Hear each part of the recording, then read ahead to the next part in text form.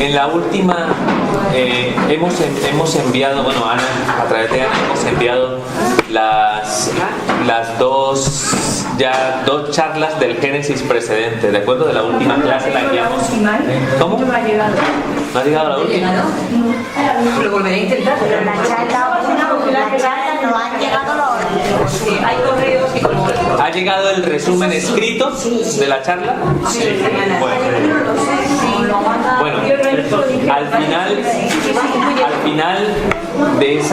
final de esa última charla se encuentra este gráfico, que es el con el que terminamos la catequesis anterior, que es el resumen, muy bien, el resumen de los relatos de la creación, al menos en lo que compete a la relación de Dios con el hombre, ¿de acuerdo? Entonces, hemos hecho así rápidamente esta hoja, esto lo hemos hecho ahí, ¿de acuerdo? En el tablero. ¿Qué estudiante, ¿no?, se atrevería, ¿no?, a explicarlo? Una semana muy intensa. El profesor, ¿no? Bueno, yo les decía en la clase pasada, o sea, voy a explicar al resumen para poder empezar la catequesis, ¿vale? Mientras se van el séquito. Entonces, les decía, ¿no?, pues haciendo un resumen de esto, ¿no?, que el misterio de Dios nosotros ya lo conocemos por revelación, por tanto hacíamos una pequeña trampita, ¿no? O sea, que es que realmente en el libro del Génesis no tenemos una revelación plena del misterio de Dios. Ese misterio se nos va a revelar cuando venga Jesucristo en la plenitud de los tiempos y entendamos que el Dios del Antiguo Testamento, el Dios Yahvé, ese único Dios, porque salvaguardamos el monoteísmo en Israel, es un Dios verdadero y tres personas distintas que están, ¿no?, que viven en una comunión, ¿no?, que llamamos comunión trinitaria. Padre, el Hijo, unidos a través del amor del Espíritu Santo, ¿de acuerdo?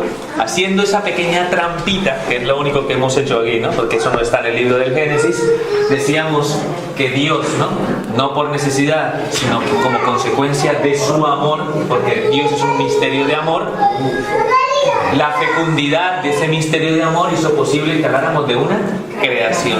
Y dentro de todo el universo creado, especialmente la creación del hombre, creados como varón y mujer, con igual dignidad a los ojos de Dios, ¿no?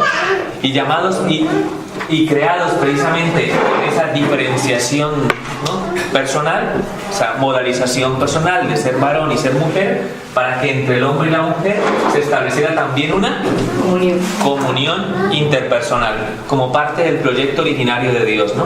De tal forma que Dios insufló su aliento de vida en el hombre para transmitirle y comunicarle a través del Espíritu Santo su vida, que es lo que hace posible que el hombre goce de unos dones preternaturales, goce de la inmortalidad, goce, ¿no?, de todas las gracias que Dios le ofrecía mientras vivía con él en el paraíso, en el Edén, ¿de acuerdo?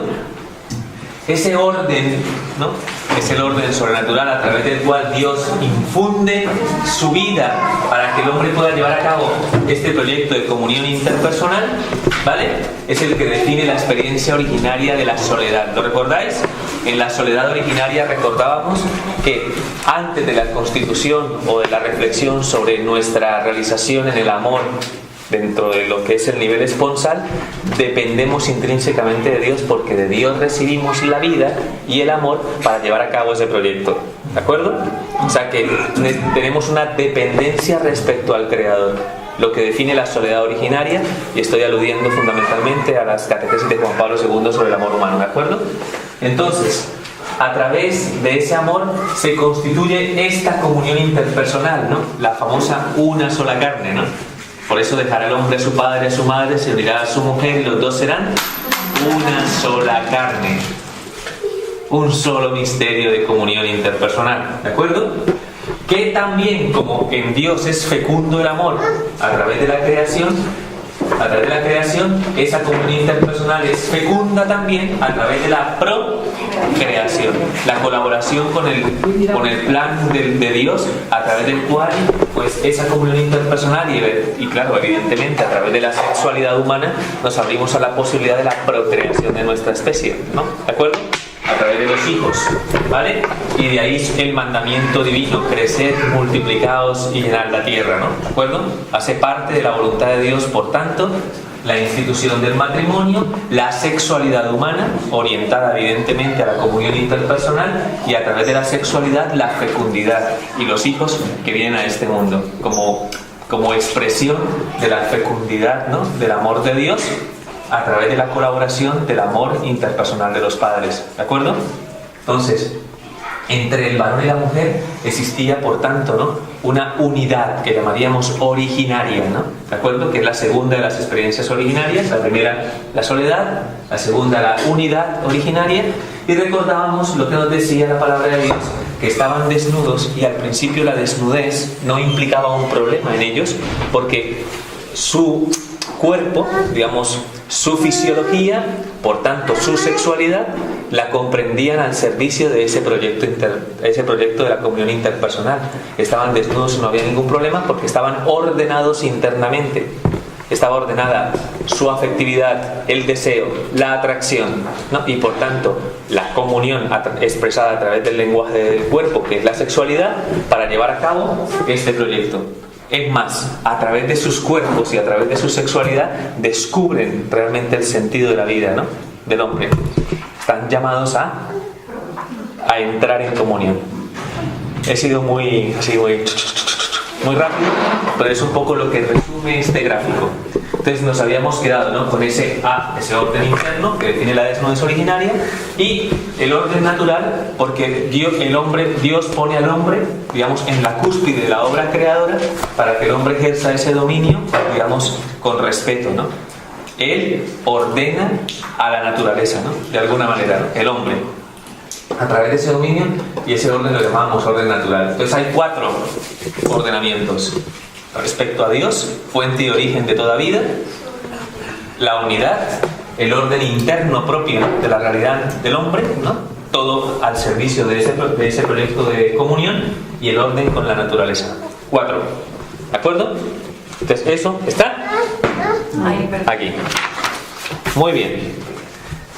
Ahora ya estamos preparados, ¿no? Pues ya no hay más ruido. Entonces vamos a rezar. En nombre del Padre, del Hijo y del Espíritu Santo. Amén.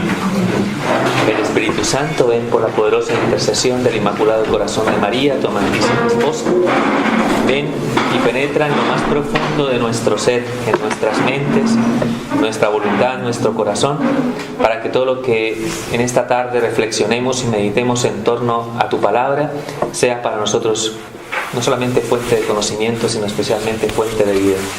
Te pedimos que nos ayudes a poder ser fieles testigos del proyecto de salvación que Dios nos ofrece a través de la palabra, y que nos ofrece la oportunidad de poder descubrir en nuestro propio camino la mano de Dios que se tiende sobre nosotros para ayudarnos a alcanzar la realización plena de su voluntad en el amor.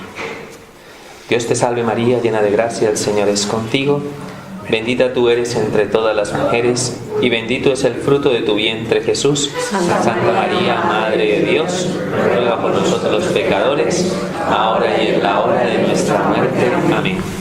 Gloria al Padre, y al Hijo, y al Espíritu Santo. Como era en el principio, ahora y siempre, por los siglos de los siglos. Amén. Muy bien. Entonces,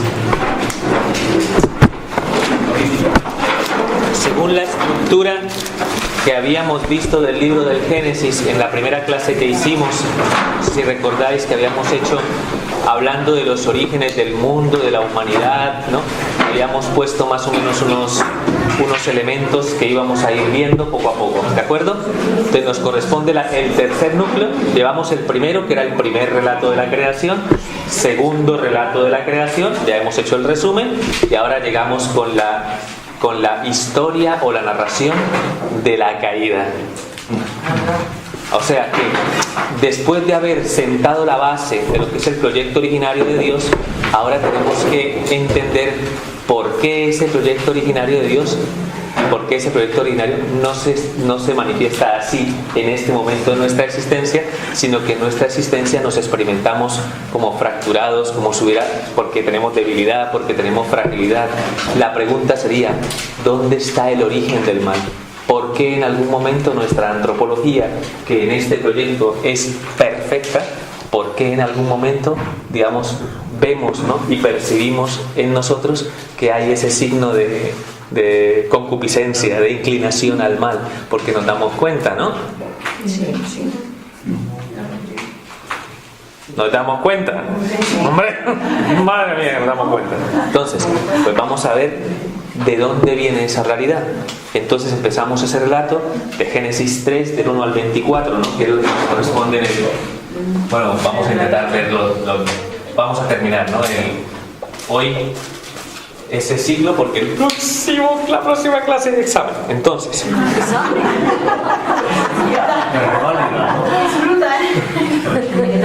Llevo aguantándome 2 clases de no hacer examen, así que... Bueno, Génesis 3. Empezamos la lectura y al hacer la lectura, como lo hicimos las otras clases, iremos haciendo un trabajo de profundización. ¿De acuerdo? Muy bien. La serpiente era el más astuto de todos los animales del campo que había hecho el Señor Dios. Aquí nos preguntamos, ¿y de dónde sale esta serpiente? Nosotros ya habíamos hecho previamente una reflexión a través del primer relato de la creación, cuando el Señor en el día primero de la creación separó la luz de las tinieblas. Haciendo una reflexión sobre ese texto, decíamos que al parecer ese texto del libro del Génesis hacía referencia a la creación de las criaturas angélicas, ¿no? Criaturas creadas para alabar, bendecir y proclamar la gloria de Dios, para ser fieles servidores, ¿no?, de ese misterio, y que en algún momento, como toda criatura personal, fueron sometidos a una prueba. Eso ya lo explicamos en aquella clase, ¿no? Me remonto a los apuntes. Entonces, en esa reflexión decíamos cómo rechazaron el proyecto de Dios de manifestar su vida a una criatura inferior, ¿no?, en dignidad. Requería para ellos un ejercicio de agachar la cabeza, de condescender en medio de lo que significaba el cumplimiento de su propia esencia angelical, a lo que muchos de esos ángeles dijeron que no. Se manifiesta en ese non serviam del libro de Jeremías, ¿no? Se expresa no serviré, el rechazo al proyecto de Dios, y como consecuencia del rechazo al proyecto de Dios, el que ha sumergidos en la más tremenda oscuridad y tiniebla, ¿no? ¿De acuerdo?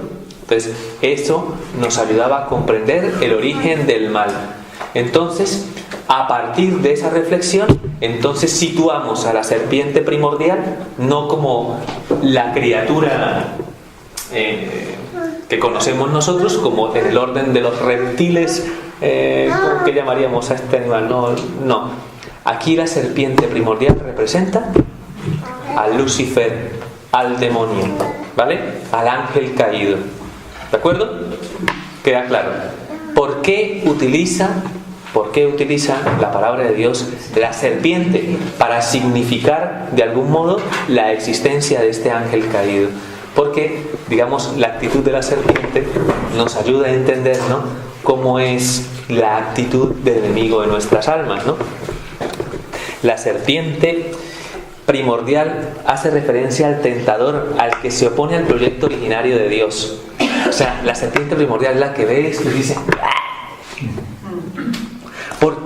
Por una sencilla razón, no le gusta. Hasta aquí... está todo bien, ¿no? Sí. Pero a partir de la comunicación de la vida de Dios, de ahí, eso ya le molesta. Porque no es capaz de condescender y de reconocer la vida de Dios en el hombre. ¿De acuerdo? Ya habíamos hecho una alusión a la prueba de los ángeles, ¿no? Criaturas sempiternas, y el ángel más bello del cielo, que había preferido a la oscuridad de las tinieblas ante la manifestación del proyecto del amor de Dios a unas criaturas inferiores, lo que hemos dicho, ¿no? La serpiente es quizás el animal que mejor expresa la acción envidiosa y sigrina del demonio, ¿verdad? Porque se arrastra sigilosamente y ataca cuando su presa está desprevenida. ¿De acuerdo? Entonces, al ver esa actitud y además porque inyecta su veneno mortífero, o sea que es más o menos o sea, como decimos vulgarmente, la serpiente no va de frente. Eso. ¿Me explico? O sea, se dice así, ¿no? No va de frente, sino siempre va en una actitud sibilina. Y además crea y suscita en las personas normalmente una actitud como de rechazo. Entonces, claro, una forma de poder situar al que está escuchando el texto sagrado para que ante la realidad del enemigo y del mal él sea como, ¿no? Es precisamente a través de ese animal, que creo que todos nosotros, si viéramos una serpiente aquí, pues ninguno diría, ¡ay, qué animalito más lindo! No. Hombre, lo dejamos ahí. Sí. Es que pasa un ratón y salimos corriendo. Una araña. Bueno, pero me entiende entonces la simbología, la analogía, ¿no? Sobre todo por eso, por la actitud sibilina y rastrera del demonio, porque siempre actúa de la misma manera. Esto nos va a servir a nosotros porque nos va a permitir identificar los rasgos de toda tentación. ¿De acuerdo? Muy bien. Y dijo a la mujer, ¿no? O sea, esta serpiente primordial se acerca a la mujer. ¿Por qué a la mujer y no al hombre? Algunos se aventuraban diciendo, claro, porque la mujer es más débil, ¿no? Pero en ese momento, a través de lo que es la consideración del proyecto originario de Dios, consideramos que tanto varón como mujer gozaban de las mismas preponderancias, porque tenían igual dignidad a los ojos de Dios. A pesar de los rasgos singulares del ser varón y el ser mujer, ninguno en ese aspecto podíamos considerar que estuviera en detrimento del otro. ¿De acuerdo? Entonces tiene un sentido más teológico, ¿de acuerdo? En el relato inmediatamente anterior, porque seguimos en el relato ya vista, ¿de acuerdo? En el relato inmediatamente anterior hay algo muy peculiar, ¿ya? Cuando estamos intentando que este proyecto tenga consistencia, este proyecto adquiere consistencia cuando Dios crea a la mujer, cuando la saca del costado del hombre, ¿de acuerdo? En ese momento el hombre, que no encontraba el sentido de su vida, que estaba completamente perdido, que en los animales no encontraba la ayuda adecuada, ¿lo recordáis? Entonces, como no encontraba la ayuda adecuada, cuando viene la mujer es cuando ya el hombre encuentra plenitud de sentido. Y ahí es donde expresa, estás hueso de mis huesos y carne de mis carnes, ¿no? O sea, que cuando ya el hombre a partir de ese momento se descubre a sí mismo, entiende el por qué está aquí. ¿Eso lo ha obtenido gracias a quién? A la mujer. Por eso el demonio ataca fundamentalmente aquello que en su momento, ¿no?, le ha dado sentido a la vida del hombre. Porque sabe perfectamente que si destruye esa realidad, destruye el proyecto entero, que es el que le ha dado consistencia y solidez. ¿De acuerdo? En la clase pasada les decía acerca de lo que es la consideración de la creación de la mujer del costado de Adán, ¿no? La singularidad también de esa analogía, y les explicaba, ¿no?, cómo la mujer había sido enriquecida especialmente, ¿no?, en esa creación por una sensibilidad, por una cercanía con la vida, y cómo la mujer se constituía como lo que sostiene y fundamenta, ¿no?, realmente la realidad de la sociedad, de la familia, y creo que lo aceptábamos, ¿no? Creo, ¿no? Marlon lo aceptaba, ¿no? Sí. Ese remedio le queda. Porque donde no lo acepte duerme en el sofá. Entonces, no, es una broma.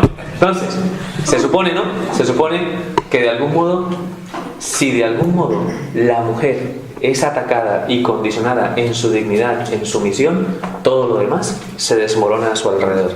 Eso es lo que yo explicaba la vez pasada, ¿no? ¿Recordáis? Bueno, a los que estuvieron, ¿no? Entonces, ¿de acuerdo? Entonces ataca a la mujer porque sabe que el hombre cae redondito después, seguro. Entonces, por eso ataca a la mujer. Y le dice lo siguiente: de modo que os ha mandado Dios que no comáis de ningún árbol del jardín. Entonces, viene después la pedagogía de la tentación. Sugerir la desconfianza del hombre en la sabiduría infinita de Dios a través de una mentira, a través de una imagen deformada de un Dios caprichoso que no piensa en las necesidades del hombre. Os ha mandado Dios que no, o sea, ¿cómo presenta a Dios? Como un Dios malvado, un Dios que, fíjate tú, ese Dios no te deja comer de ningún árbol del jardín. O sea, la tentación normalmente sabe, ¿no? Sabe el demonio perfectamente que si nosotros dudamos de Dios, somos más vulnerables a su veneno. ¿Me explico? Entonces empieza la conversación intentando que que desconfíe realmente del mandamiento divino. Es más, dice una mentira. Y la mujer precisamente responde ante esa circunstancia porque el demonio le está diciendo que no puede comer de ningún árbol del jardín. Si no, o sea, si Dios sí nos deja comer de los árboles del jardín, pero no nos deja comer. Entonces, claro, ya el demonio, ¿no?, a través de la desconfianza está centrando a la mujer, ¿no?, donde la quiere realmente llevar, que es a dónde, a que mire lo que no le permite Dios. ¿Me explico? Pensad solamente un momento cuántas veces nosotros cuestionamos la voluntad de Dios, expresada a través de la palabra o expresada a través de lo que consideramos que es también fuente de revelación, como lo hemos visto en las primeras clases, que es lo que la Iglesia nos enseña. Qué exageración, ¿no? Yo no creo que Dios se enoje por una cosa tan trivial como... ¿no? ¿Me explico? A veces nosotros normalmente llegamos a plantearnos pero ¿y qué mal? Perdón que lo diga así un poco, pero Dios dice que no hay que tener relaciones prematrimoniales, pero ¿sabe qué? Sí, yo no creo que Dios, en fin, ¿no? O sea, yo no creo que Dios se oponga a que dos personas que se quieren y se amen tengan relaciones. Yo no creo que Dios sea tan obcecado y tan arcaico para no comprender que dos personas que se aman se atraen y quieren estar juntas. Y nosotros vamos cosechando así una cierta negación de la sabiduría infinita de Dios, que manifiesta lo que manifiesta para el bien de nuestras almas. Por eso la tentación siempre entraña una desconfianza realmente en que Dios siempre quiere lo mejor para nosotros. ¿Están de acuerdo? Sí. Yo tengo una duda. Cuando la serpiente le habla, ¿fue así que le habló? ¿La serpiente habló o cómo fue? Bueno, no sé si fue... ya hemos hecho una primera reflexión, ¿no?, muy importante, y es que en este momento Yo tenía que callarme.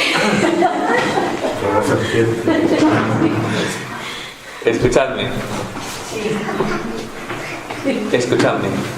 Hemos dicho al principio que todo el lenguaje, ¿no?, todo el lenguaje que está presente dentro de lo que es la reflexión de los orígenes es un lenguaje que está sometido a analogía, ¿no?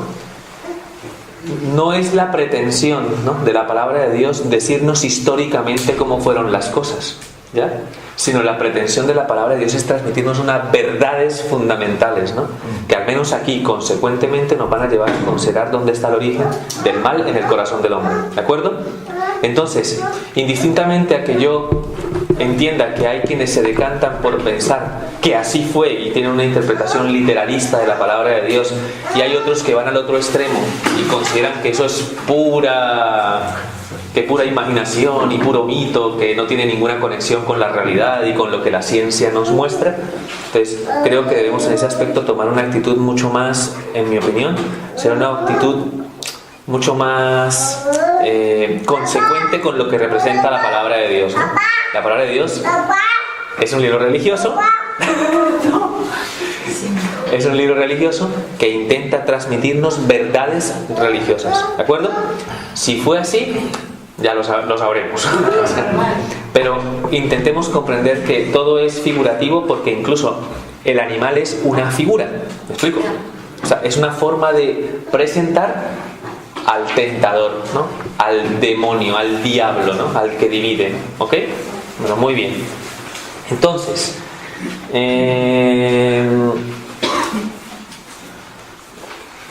la tentación parte de la desconfianza para centrar la atención del hombre en el cumplimiento del mandato divino, ¿no? Entonces ya la llevó a su campo.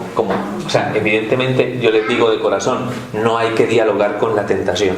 La tentación se rechaza y punto. Mira, no me hables. Fuera. No me digas nada, no me líes la cabeza. Fuera.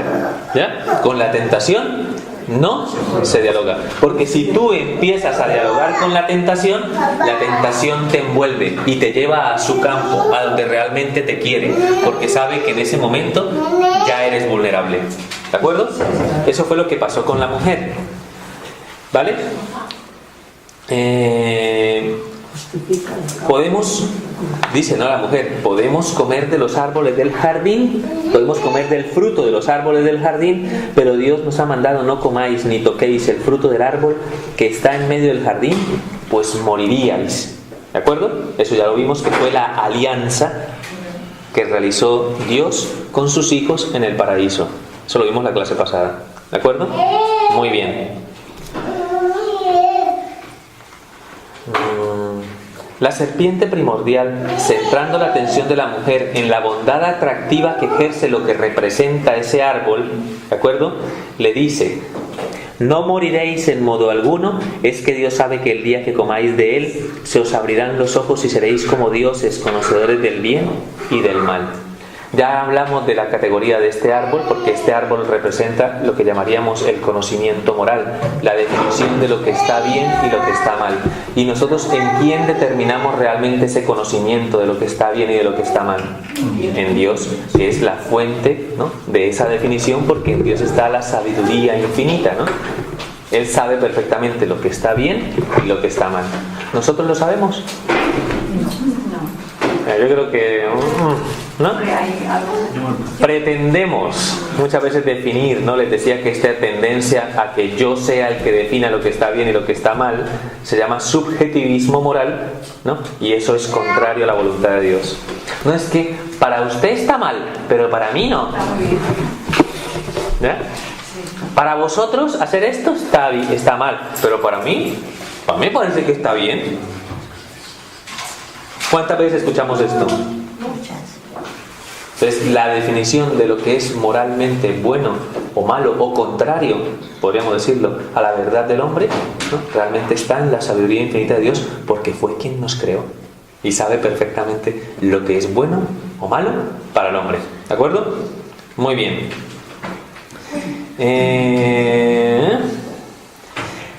La serpiente le lleva a la mujer a codiciar o querer ser independiente y autosuficiente frente a Dios. ¿Ya? Que es en realidad lo que le está diciendo. Ser como Dios, ¿no? O sea, claro, ella en ese aspecto, ellos dependían de Dios, ¿no? Entonces, no. Si tú comes, entonces ya seréis como dioses. No tendréis dependencia, tendréis libertad, ¿no? Y eso parece relativamente atrayente. No tener nada de lo cual depender. Si trajéramos a nuestros jóvenes, ¿no?, aquí les hiciéramos esta pregunta: ¿queréis vosotros tener limitaciones?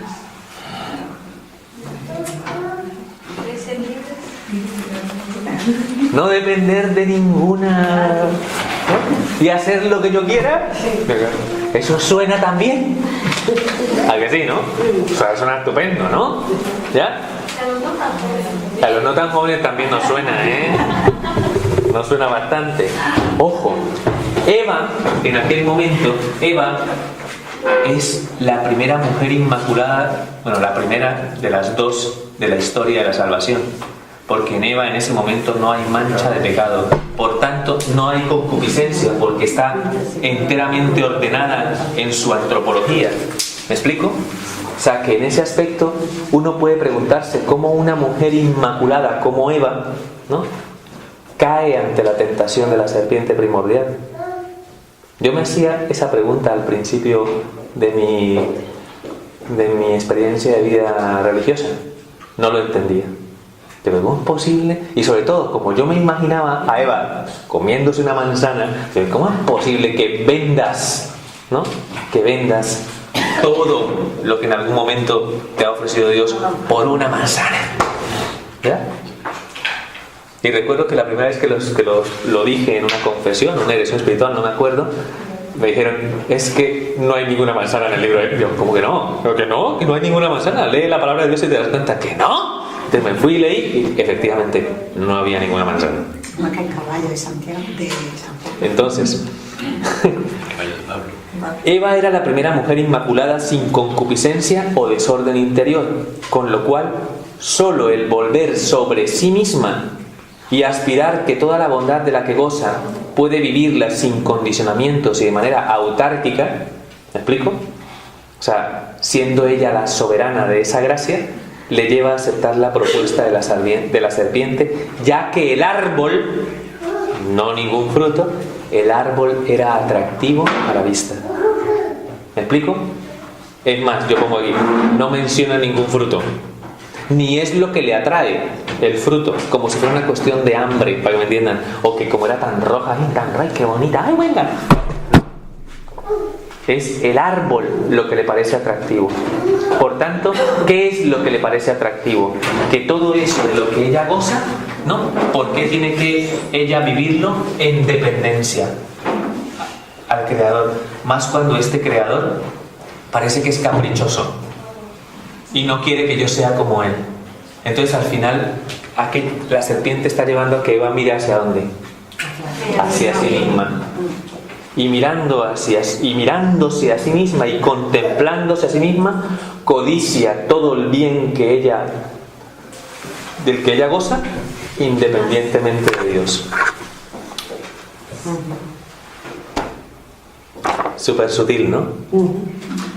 Porque no la hace complacerse en nada negativo, la hace complacerse en su atributo, en su perfección. Al final, ¿de qué la está llenando? De sí misma. Por tanto, ¿qué está en la base y en el fundamento de la caída? Soberbia. ¿Eso suena a algo? Que ya lo hemos estudiado aquí. ¿Qué encarna el ángel caído? La soberbia, la autosuficiencia. Entonces, ¿qué hace? Simplemente inyecta su veneno en la mujer. ¿Ya? Y cuando la mujer ya está ahí, ¿no? Atrapada, ¿no? En esa autocomplacencia, al final lo que hace es comer del fruto prohibido. ¿De acuerdo? De la desconfianza pasamos a la desobediencia y a la autosuficiencia, apartándonos de la fuente de toda vida y de toda bondad. Como cabía esperarse, también el hombre tomó del fruto del árbol prohibido, ¿no? La mujer se fijó en el árbol, tomó de su fruto, comió y a su vez dio a su marido, que también comió. Y aquí ya, ¿no? Pues a través de la desobediencia, ¿no? Se produce evidentemente una ruptura en la alianza que Dios había sellado con sus hijos. La libertad que había sido puesta a prueba, ¿no? Tal como le pasó a los ángeles, pues en esa libertad, digamos, se comprometió también, ¿no? La realización plena del proyecto de Dios. ¿De acuerdo? ¿Hasta aquí vamos bien? Entonces, ¿ya se dieron cuáles son los elementos de la tentación? De la desconfianza a la desobediencia, a la autosuficiencia, a la autocomplacencia. Examinen cualquier pecado que hayamos cometido, ¿no? De los que hemos cometido, y muchos no. Y se darán cuenta que en casi todos ellos hay rasgos y vestigios de esta tentación, porque el demonio no es muy creativo, le falta el departamento creativo diabólico, no tiene. No, el que tiene departamento creativo es el Espíritu Santo, pero el demonio no. El demonio sigue con su estrategia, o sea, no la cambia, porque no tiene esa sabiduría, solo sabe hacer lo que sabe hacer: centrarnos en nosotros mismos, separarnos, ¿no?, de Dios, desconfiar de Dios, para que de algún modo nosotros caigamos, ¿no?, en sus redes y nos apartemos realmente del cumplimiento de la voluntad de Dios. Siempre es la misma estrategia. Por eso la soberbia es uno de los peores pecados, ¿no? Pues la soberbia está en la base y en la raíz de todos los pecados que cometemos. ¿Ya? Resulta difícil de entender, ¿no? Es que seres puros, inteligentes, creados por un ser supremo, tengan soberbia. Claro, pero ¿por qué tuvieron soberbia? Porque dejaron de mirar a ese ser divino y encontrar en él, ¿no?, la fuente de su bendición, sino que se miraron a sí mismos y codiciaron eso que miraron en sí mismos, ¿no? O sea que al final es un ensimismamiento a toda regla. Cuando cualquiera de los que estamos aquí nos ensimismamos, ¿qué pasa? Lo que pasa es que nosotros somos muy pequeñitos, pero claro, los ángeles y seres que no alcanzamos a entender, Ya. que puedan padecer eso. Pero lo padecen, ¿por qué? Porque son personas, porque tienen inteligencia. Sí, porque el carácter personal de estos seres, ¿no?, que Dios ha creado, los ángeles, los hombres, el carácter personal es necesario para establecer con ellos un proyecto de amor. O sea que la libertad personal necesaria para el amor, digamos, tiene un elemento dramático, la posibilidad, ¿no?, de replegarnos en nosotros mismos y rechazar ese proyecto. Ahí está la clave de todo. En la consideración de lo que es la libertad del hombre. Alguien puede decir, pero ¿por qué nos hiciste así? Libre. ¿Por qué nos hiciste libres si sabías que íbamos a meter la pata? Porque sin la libertad no hubiese podido haber llevado a cabo un proyecto de amor con vosotros. Ahí está la diferencia entre Eva y María.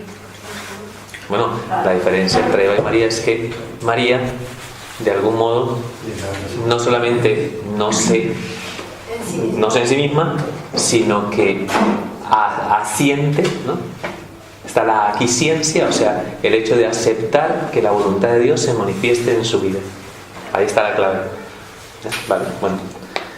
Muy bien, entonces esto es un desastre ya, que a partir de este momento ya es para ni leerlo, ¿eh? Es que de aquí en adelante esto es un desastre. Entonces, dice la palabra de Dios, entonces se les abrieron los ojos y conocieron que estaban desnudos, entrelazando hojas de higuera y se las ciñeron. Lo primero, por eso quería dejar esto, en lo que se evidencia que hay un problema en el proyecto originario de Dios, es que se da una ruptura aquí. Es la primera que señala al menos la palabra, ¿no? Aquí, en este orden interno hay una ruptura, se ve claramente una ruptura. Antes la desnudez estaba al servicio de la comunión interpersonal, pero ahora ellos, dice la palabra, que se entrelazan, se cubren, se tapan. Eso es propio de una de las experiencias humanas que surge como consecuencia de la realidad del pecado, que es la experiencia del pudor, que aparece aquí en este momento, definiendo claramente esta ruptura. O sea, desaparece este orden, ¿de acuerdo? Y aparece el pudor. Entendemos por la experiencia del pudor aquello que nos lleva, ¿no?, a tener que cubrirnos para evitar la instrumentalización de nuestra dignidad personal o la objetivación de nuestra condición personal. Quiere decir que cuando ellos se miraban, ya antes la desnudez estaba al servicio de la comunión, ahora cuando se miran, ¿cómo se miran? Con mirada de concupiscencia, ¿de acuerdo? Entonces aparece, ¿no?, ese término, concupiscencia, que significa desorden, ¿no?, en la lógica interna del amor. Siempre, ¿no?, orientada, ¿no?, digamos, ¿no?, al deleite desordenado y subjetivo del hombre.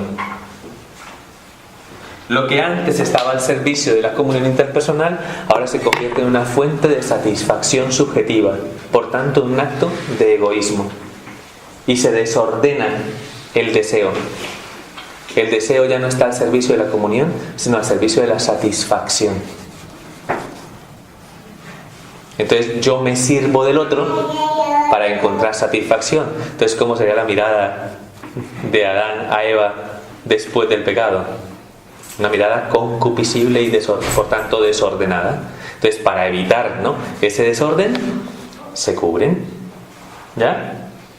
Si tenemos en esta sociedad, ¿no?, o en cualquier sociedad, si tenemos un cultivo, ¿no?, del orden en el amor, que es lo propio, ¿no?, de la virtud de la castidad, una sociedad casta se cubre. Una sociedad donde predomina fundamentalmente la exaltación de lo sensible y por tanto, ¿no?, de lo concupiscible, es una sociedad que muestra. ¿En qué estamos? En la segunda. Las minifaldas, los escotes. Y fijaos, ¿no? O sea, solamente haciendo una reflexión acerca de esto, una sociedad impúdica Es una sociedad superficial y que tiende de algún modo, ¿no?, a desmoronar ese proyecto. Padre, ¿de verdad? Sí. Y uno puede pensar que no es así, pero evidentemente no. Si la mujer, sobre todo y especialmente la mujer, va adquiriendo un valor objetivo, instrumental, ¿no? Si es un pedazo de carne que yo me puedo comer, pues evidentemente no. Pues ¿cómo va a ser ese proyecto? Entonces, desafortunadamente hay un engaño aquí, ¿no? El engaño radica fundamentalmente en que una mujer puede experimentar, ¿no?, una cierta seguridad por ser vista. ¿De acuerdo? No sé si me entienden, ¿no? O sea, que una mujer muchas veces, no siempre, no digo que todas las que están aquí, pero puede experimentar la tentación de que como muchos hombres la ven, entonces eso es fuente de afirmación para ella, porque tiene a muchos hombres que la están viendo, pero ¿cómo te están viendo? ¿Ya? Porque ¿por qué te muestras tanto? ¿Por qué te despechugas? ¿Por qué haces todo lo necesario para captar la atención? Ahora, uno mínimamente dice, hombre, claro, si capto la atención, ¿no?, todas las miradas van a estar puestas en mí. Y evidentemente eso yo lo noto en la calle, ¿no? No sé si a ustedes habrá pasado, ¿no?, sobre todo a las chicas, ¿no?, que en algún momento, ¿no?, las ven y como que, uy, perdón. No sé, alguna vez pero a veces pasa eso, porque cuando vivimos una sociedad carente de pudor, evidentemente la mirada que nos encontramos en la calle,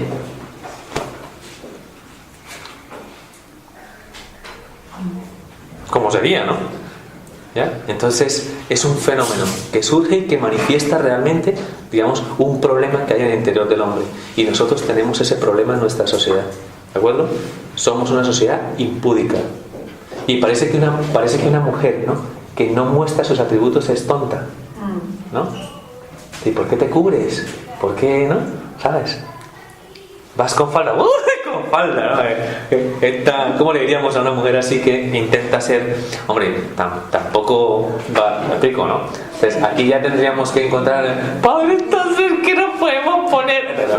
No ponernos en esa circunstancia, ¿no?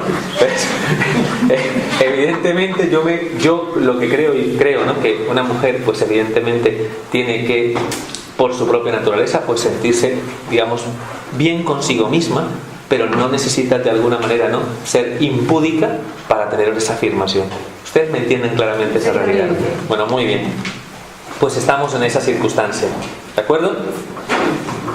La primera ruptura de la que hace eco la palabra de Dios es el del orden interior, porque su desnudez ya no está ordenada íntegramente al servicio de la comunión, sino que por la concupiscencia de los ojos y el afán de posesividad, la desnudez les conduce a la objetivación y la instrumentalización de la persona, al servicio de la satisfacción egoísta derivada del deseo y el placer desordenado. Por esta razón aparece el pudor, cubrirse para evitar ser instrumentalizado por otro. ¿De acuerdo? Sigue la palabra de Dios. Oyeron la voz del Señor cuando se paseaba por el jardín a la hora de la brisa. Claro, uno deja entrever que el Señor entraba en comunión con sus hijos y cuando salía a pasear, se encontraba con ellos, compartía con ellos, ¿no?, para hablar de esa relación, ¿no? ¿De acuerdo? El hombre y su mujer se ocultaron ante la presencia del Señor Dios entre los árboles del jardín. Y el Señor Dios llamó al hombre y le dijo: ¿dónde estás? Ay, esto es impresionante. ¿Dónde estás, Marlon? ¿Dónde estás escondido? ¿Dónde estás? ¿Dónde estás, Marlon? ¿Estás escondido? ¿Te estás escaqueando de tu responsabilidad? No. Esto te ha pegado el Jo, esto es terrible, terriblemente dramático. Esto debería enternecer un poquito nuestro corazón, ¿no? Al Dios que ama y que busca al hombre y no le encuentra, y que dice: ¿dónde estás? ¿Cuántas veces habrá dicho eso de nosotros? ¿Dónde estás, Benjamín? ¿Dónde estás? ¿Dónde estás? Pero eso sí pasa. ¿Dónde estás, Ángela? ¿Dónde estás, por Dios? Hay días que te distraes y el Señor te tiene que buscar. Y eso, pero pensad solamente en el amor, ¿no? El amor que busca dónde depositar, ¿no?, esa realidad, y no la encuentra. O sea, porque uno a lo mejor ve la situación dramática desde la perspectiva del hombre, pero jamás nos imaginamos lo que significó para Dios realmente, ¿no? La frustración de su proyecto, ¿ya? Y creo que es importante que tengamos sensibilidad por esta frase. Hijitos míos, ¿dónde estáis? Eso muestra mucho de su amor, ¿eh? Muestra mucho de la ternura y la delicadeza con la que Dios trata con cada uno de sus hijos, con cada una de sus criaturas, ¿de acuerdo? Porque Dios es sensible a nuestro amor. No necesita la obra creada, porque Dios se basta a sí mismo. Decir que nos necesita para ser Dios sería un absurdo, pero es sensible a nuestro amor. ¿De acuerdo? Eso es para meditarlo, para reflexionarlo, para pensar, ¿no? Repito, cuántas veces realmente yo me estoy ocultando, ¿no? Y ojo, el ocultarse es también fruto de la tentación, es fruto también de la acción del enemigo, ¿de acuerdo?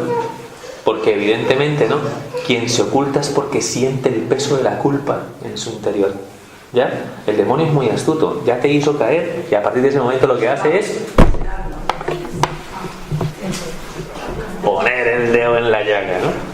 Entonces, claro, ¿cómo se siente la persona cuando está siendo acusada, ¿no? Por el acusador, ¿no? Que sería la serpiente primordial. Pues se siente lo peor, y lo que hace es como los niños, normalmente ustedes ya lo sabrán, lo habrán visto muchísimas veces, que los niños cuando tienen remordimiento, sentimiento de culpa, se esconden de sus padres. Se van debajo de la cama y tal para que no lo... En fin, ¿ya? Sí, sí. Bueno, nosotros, ¿no? En fin, ¿de acuerdo? La serpiente suele poner, ¿no? Digo, ¿Dónde estás? sí, ¿dónde estás? Creo que me había quedado. Oyeron la voz del Señor y se escondieron, ocultándose de su presencia. Evidencia la ruptura de la relación con Dios. Se esconden del Creador, de la fuente de toda vida y bendición, condicionados por el peso de la culpa. Se repliegan en sí mismos, apartándose del Dios de la vida, tal como lo hace el que toma conciencia de su pecado. Se esconden de Dios. La serpiente suele poner el dedo en la llaga y suscitar en el corazón del hombre un terror al castigo divino, sometiendo al hombre a un sentimiento de culpa que lo lleva a apartarse de Dios, ¿no? Dios llama al hombre, ¿dónde estás? Oí tu voz y tuve miedo. Ah, bueno, ya aquí se está manifestando algo muy importante. Que aquí ha habido una ruptura, ¿de acuerdo? Que es la ruptura que es en realidad la que produce todas las demás, aunque cronológicamente en el relato se nos haya mencionado primero esta. Pero esta es la más importante porque es la que surge como consecuencia de la desobediencia. A partir de esa, si esto se rompe, todo se va a fastidiar de ahí en adelante. Porque de ahí viene la fuente de toda, ¿no?, la realización de ese proyecto. ¿De acuerdo? ¿Vale? Muy bien. Me di cuenta, oí tu voz en el jardín y tuve miedo porque estaba desnudo y por eso me oculté. Dios le preguntó, ¿y quién te indicó que estabas desnudo? ¿Acaso has comido del árbol que te prohibí comer? O sea, que el Señor le pregunta, ¿no? ¿Me has desobedecido? ¿Te has apartado del cumplimiento de mis mandamientos? ¿Ya? Dios interpela al hombre ante su experiencia de debilidad para que él tome conciencia de su pecado, para que se libere del peso de la culpa, para que diga, no, Señor, no, perdóname que me he equivocado. Fíjate, la pregunta tiene ese sentido, ¿no? O sea, el Señor quiere, porque el Señor lo sabe todo y lo conoce todo y lo profundo, lo sondea todo, pero Él necesita que yo tome conciencia y que de algún modo sepa reconocer, ¿no?, que me he equivocado. Pero el hombre no asume su responsabilidad y termina por echar la culpa, descargando su propia debilidad y fragilidad en el otro.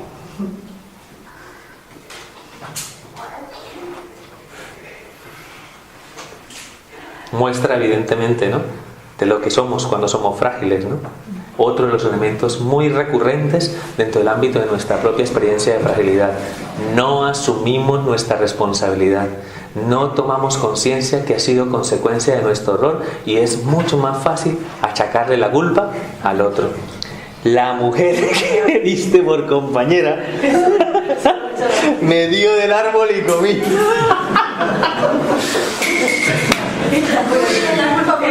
¡Qué campeón!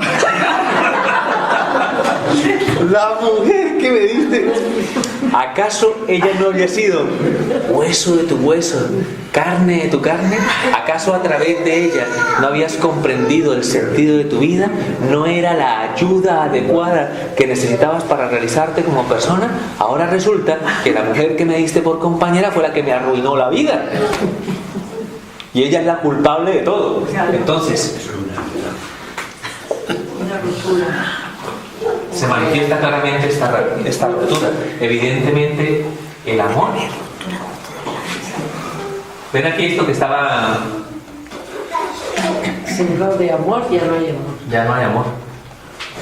Por eso los padres de la Iglesia llegan a definir que con el pecado la comunión se mantiene, o sea, la imagen, perdón, se mantiene, porque no se rompe la estructura comunional conyugal, eso no se puede romper, la imagen de Dios no se rompe, pero perdemos la semejanza. Los padres de la Iglesia, ¿ya? O sea, las primeras reflexiones que se hicieron de la palabra de Dios ya aludían, ¿no?, a que a través del pecado perdimos la semejanza, mas no la imagen. ¿De acuerdo? Yo creí que no tenía pagado. Perdón, padre. Creí que no tenía. Es que la música no está, esa música no está para la charla, ¿eh? Para la charla está la música esta Si lo he mirado antes, se me ha parecido que estaba. está en fin, ¿no? Una marcha fúnebre o algo así, ¿no? Porque esto está, madre mía, ¿no? Un desastre. Entonces,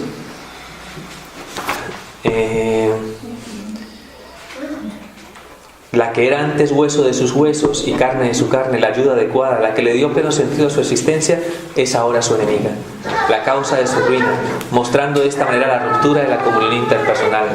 Hermanos, dicho sea, siempre que le echamos la culpa a los demás de lo que nos pasa, estamos cayendo en esa tentación. Siempre. Echar la culpa nunca soluciona los problemas. Nunca. Y sí hace que la ruptura se manifieste. ¿De acuerdo? Es mucho más consecuente ante la realidad, ante una crisis, ante una dificultad, ante un problema. Tenemos que asumir en qué estamos fallando, porque normalmente, casi siempre, podemos llegar a que estamos fallando casi todos, ¿eh? ¿De acuerdo? ¿Me explico? Sí. Entonces, háganme caso en eso. No busquen culpables, porque cada vez que asumen esa realidad en su vida, eso les va a envilecer el corazón, con toda seguridad. ¿De acuerdo? Es mejor asumir la responsabilidad y decir: Señor, ten misericordia de mí, que soy un pobre pecador, que es la mejor frase para alcanzar las bendiciones de Dios. ¿Ok? Muy bien.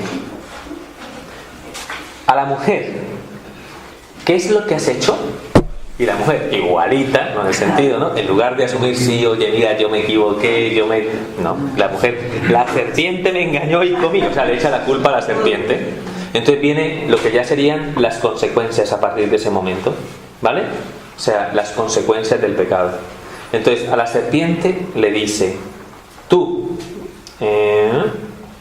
maldita seas entre todas las criaturas, te arrastrarás por el vientre y comerás polvo todos los días en la faz de la tierra. ¿Vale? O sea, pensemos, porque en realidad sí que es un castigo, ¿no? Uno puede decir: entonces sería que la serpiente antes tenía patitas y después ¿saben? ¿Me explico? Entonces no sé si me entienden, ¿no? Como, ¿por qué dice esto, no? Que se supone que la serpiente siempre se arrastra por el piso, ¿no? Entonces, el lenguaje sigue siendo figurativo. ¿Qué representa la serpiente? La serpiente representa al ángel caído. Y el ángel, uno puede hacerse la siguiente reflexión: ¿cuál es el hábitat, ¿no?, en el que se desenvuelve la vida de una criatura angélica? Angélica. El cielo. La condena que el Señor establece a ese ángel es vivir en este escenario. Un escenario que al ángel, ¿qué le dice este escenario? Pero se convierte en su escenario. Por eso la palabra de Dios llama al demonio el príncipe de este mundo. Pero es como si tuviéramos a un pez fuera del agua, ¿no? O sea, el demonio en este mundo, ¿cómo se siente? Amargado. porque es exactamente lo que le pasa a una criatura angélica cuando es sometida, ¿no?, a vivir, ¿no?, arrastrada en esta tierra.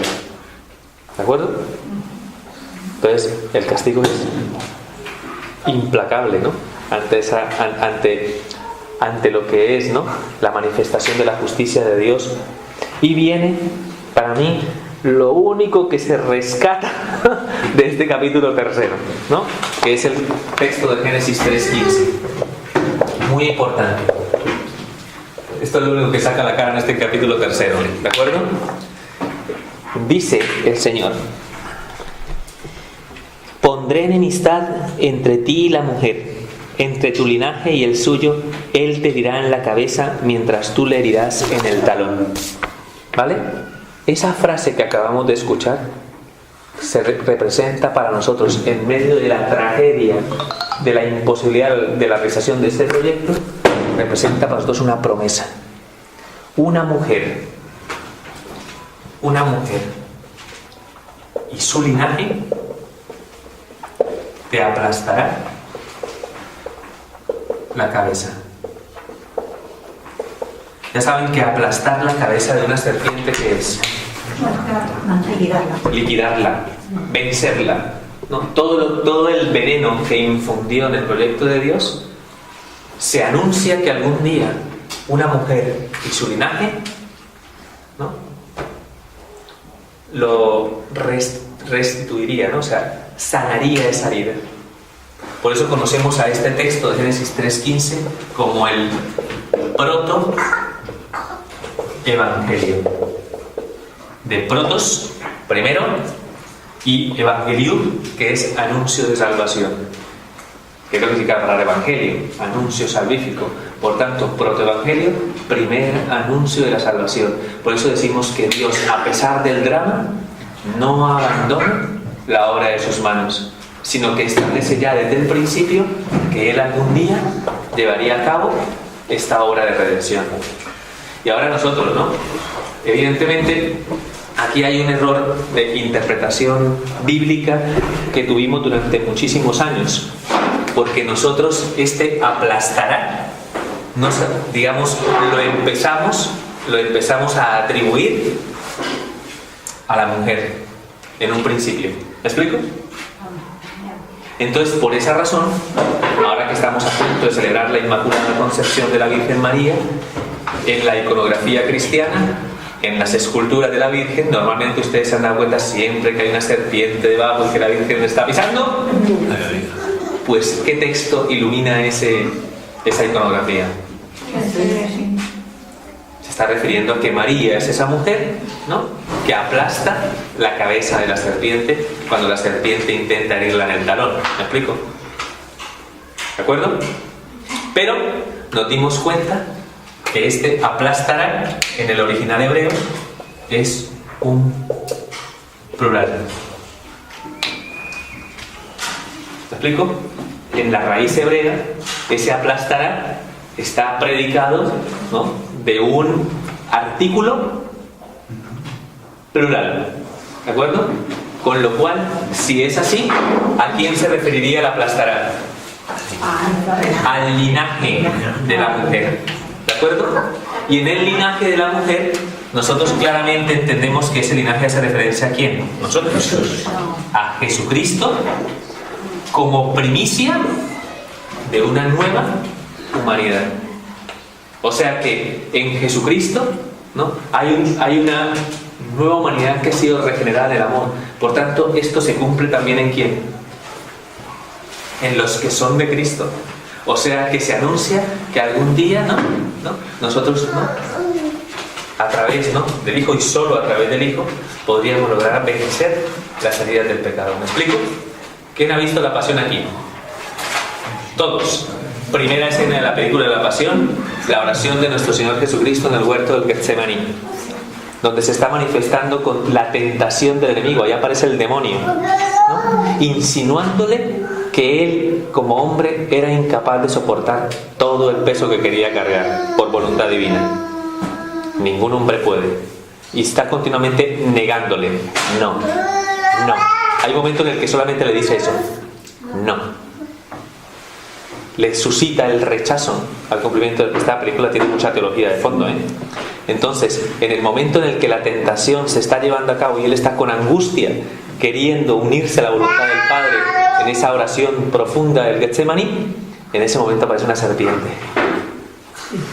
Y hay un momento en el que él ya, cuando se reafirma en el cumplimiento de la voluntad de Dios, mira a la serpiente y... ¿No se han dado cuenta de ese detalle?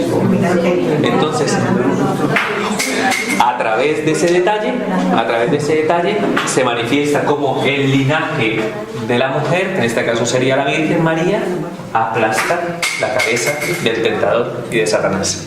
¿De acuerdo? Una sola.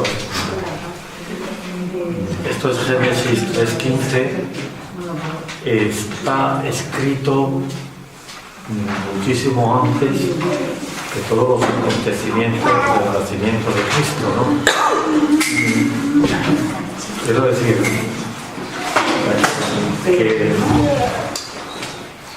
vamos a ver, el Génesis probablemente, o el arqueógrafo, ¿no?, que interpretó la inspiración de Dios, El que recibió la inspiración divina. que recibió la inspiración divina, está 2000 años, o los que sean, antes del nacimiento de la Virgen y de Cristo, ¿no? Sí. Lo cual Es muestra de que realmente el Espíritu Santo ya quería, ¿no?, anunciar ya desde antiguo la manifestación plena del proyecto de Dios, que de algún modo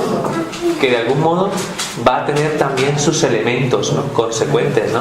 Cuando Isaías pronuncia la profecía mesiánica del Emanuel, una virgen da a luz un hijo y le pondrán por nombre Emmanuel, que significa Dios con nosotros. Hay una asociación, ¿no?, de una mujer a la realización de un prodigio, ¿no?, que es que una virgen dé a luz. ¿No? Eso de Isaías es, pero curiosamente también dice referencia a lo que está por cumplirse, ¿no? Porque ya desde aquí construimos una historia de salvación. Este es el primer paso ante lo que es la redención del proyecto, ¿no?, que fue condicionado por la envidia de Satanás, ¿de acuerdo? Por la envidia del demonio. ¿Y Barón? claro, es que es una vinculación muy estrecha, ¿no? Sí. El pueblo judío hoy, ¿hay alguna tendencia a interpretar ahí al Mesías o no? No, porque en el corazón de la base y el fundamento en la base del fundamento del Mesías esperado en Israel está fundamentalmente la confirmación de la ley. O sea, eso porque para ellos el cuadro de revelación fundamental, ¿no?, digamos, en el que sostienen su vida, es el cumplimiento de la ley.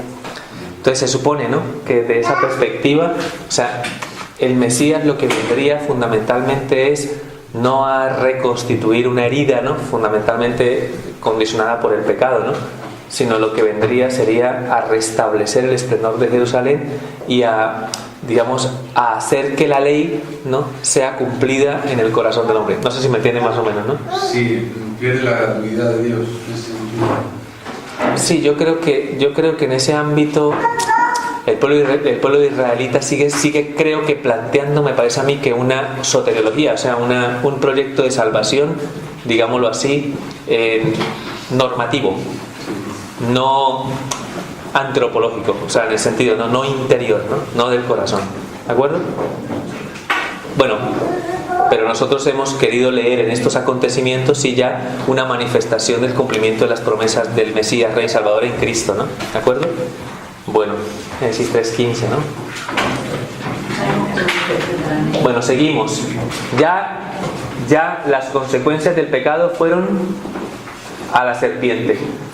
Ahora tenemos que manifestar las consecuencias del pecado a la mujer, ¿de acuerdo? Porque todos reciben... Sí, pero ¿por qué? Porque Dios es justo. Nos acordamos de eso, ¿no? Entonces, a la mujer, ¿qué le dice? Multiplicaré los dolores de tus embarazos. Con dolor darás a luz a tus hijos. Hacia tu marido tu instinto te empujará y él te dominará. Eso es lo que expresa respecto a la mujer. Aparece curiosamente señalado el sufrimiento y el dolor en los embarazos. Eso quiere decir, ¿no?, que de algún modo, ¿no?, cómo sería el parto de una mujer inmaculada. Nada, no se entera. Nosotros no sabemos cómo sería esa realidad.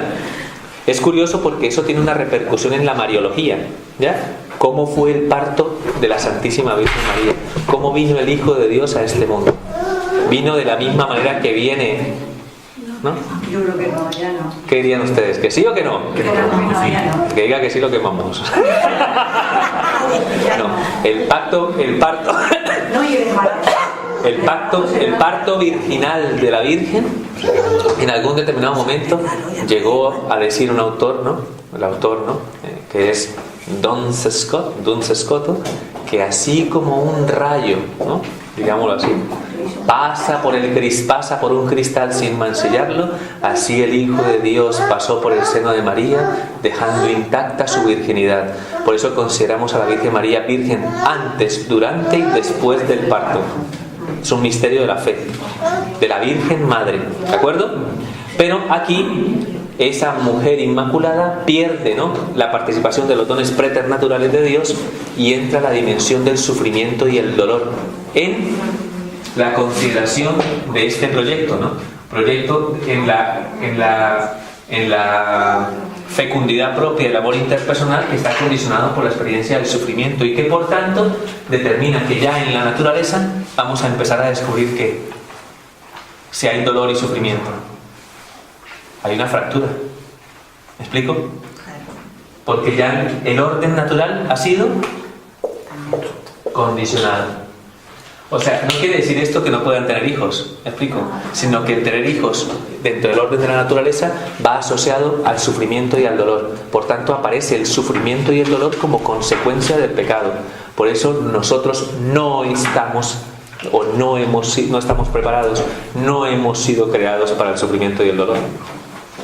Por eso es uno de los temas que nos queda grande. Por eso cuando el Señor vuelva, desaparece. Por eso cuando el Señor manifieste, ¿no?, en la majestad de su gloria, en su segunda venida a la Jerusalén celeste, ya no habrá más llanto, ni dolor, ni sufrimiento. Muy bien. Y yo digo, ¿por qué no viene ya?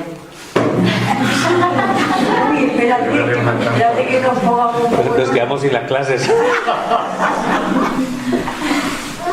Las damos en el Primer elemento, el sufrimiento y el dolor. Y curiosamente reitera la fractura que está presente aquí en la relación interpersonal, porque dice que hacia el hombre irá tu apetencia.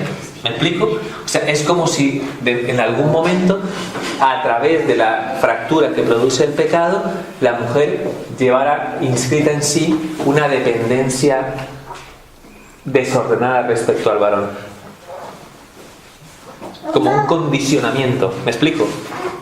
Como un subyugarse, ¿no? Y de ahí viene que la mujer Y que el hombre, frente a ese subyugarse de la mujer, el hombre se imponga.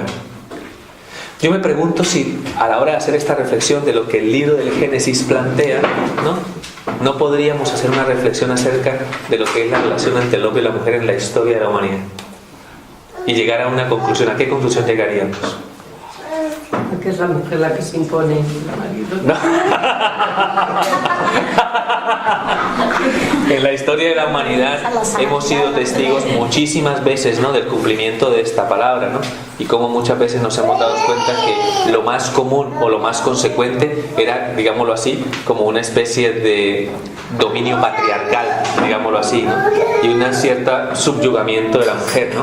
Si uno habla del machismo, hiciéramos esa reflexión del machismo en nuestra sociedad europea occidental, diríamos que hay una fuerte base y fundamento machista, ¿no?, en esa circunstancia, que hace necesario que luego en esa búsqueda de equilibrios muchas veces tenga que haber una reafirmación de la mujer de sus derechos, e incluso una posibilidad de que la mujer entienda que la mejor forma de restablecer ese equilibrio es haciendo lo que hace el hombre, igualándose al hombre y perdiendo su propia identidad como mujer, que sería el feminismo.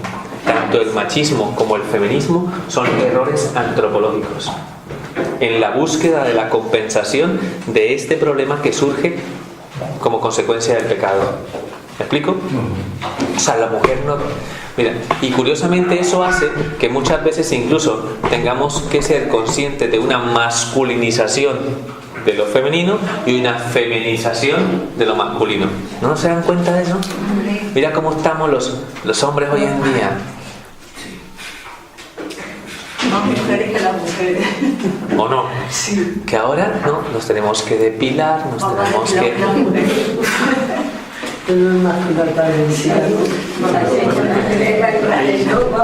Mira, en mi horizonte, o sea, si nos lo ponemos, si realmente nos damos cuenta de eso, los desequilibrios lo que hacen es que muchas veces nuestras respuestas condicionan realmente nuestra ausencia de identidad de lo que significa ser varón y ser mujer. Y en ese desorden muchas veces lo que vemos es una crisis antropológica de sentido. Y eso es más grave de lo que parece hoy en día, esa realidad de nuestra sociedad, porque es una desestructuración completa del proyecto de Dios en el hombre. Pero es ideología. ¿Cómo? Que es ideología. Ah, claro, por supuesto. Y hay muchas personas empeñadas en esto. Claro. Madre mía. Sí. El tema... O sea, igual como todo, ¿no? Aquí el enemigo hace estragos cuando ve y en una sociedad que cada vez quiere sacar más a Dios de su escenario, ¿verdad? Por supuesto, que es como decirle, mira, te lo dejo aquí para que hagas tú lo que quieras con esta sociedad, ¿no? Al príncipe de este mundo, ¿me explico? Entonces, vemos aquí incluso en el libro de Génesis donde podíamos hacer una perfecta reflexión sociológica acerca de estas consecuencias del pecado, ¿de acuerdo? ¿Vale? Queda claro, ¿no? Evidentemente, el Padre no considera que ser varón y ser mujer, dentro de la consideración de su igual dignidad a los ojos de Dios, entraña una especificidad muy concreta en la que cada uno tiene que descubrir qué es lo específico del ser varón, qué es lo específico del ser mujer y ponerlo al servicio de la comunión. Como decía Juan Pablo II, mujer, sé quién eres. Es una de las frases de Juan Pablo II en su apología acerca del papel de la mujer en la sociedad del mundo actual. ¿De acuerdo? Tiene textos muy bonitos Juan Pablo II, ¿eh? Muy de que... Sí, vamos, tenía una especial, pero porque tenía claridad, ¿no? Frente a lo que era realmente la antropología adecuada, ¿no? Para la acogida, ¿no? De la salvación de Dios. Pero todo eso no trasciende a que la mujer pueda ser o no ser sacerdote, por ejemplo, ¿no? No, porque ahí eso ya es otra cosa, porque normalmente dentro de la consideración del sacerdocio, digamos, tendríamos que hacernos muchas preguntas, ¿no? Claro, porque el sacerdocio está para hacer presente en las acciones sacramentales a Cristo. Tiene mucha más consecuencia, ¿no? Que si la modalización del verbo de Dios ha sido el ser varón, que fue lo que, no sé, el verbo no vino, no sé, pensad solamente un instante, ¿no? O sea, la definición de la modalización sexual del verbo, ¿no? ¿Me explico? O sea, porque el verbo tiene que venir como hombre, o sea, hombre en sentido genérico, ¿no? O sea, pero viene como varón, o sea, creemos firmemente, ¿no? Que la consideración de esa realidad tiene que ver específicamente, ¿no? Pues con el hecho de ser el nuevo Adán, con el hecho de llevar a cabo pues ese proyecto, ¿no? De la salvación de Dios, en cuanto que como hombre, evidentemente en una cultura como la suya, digamos, iba a tener mucho más resonancia que si una mujer.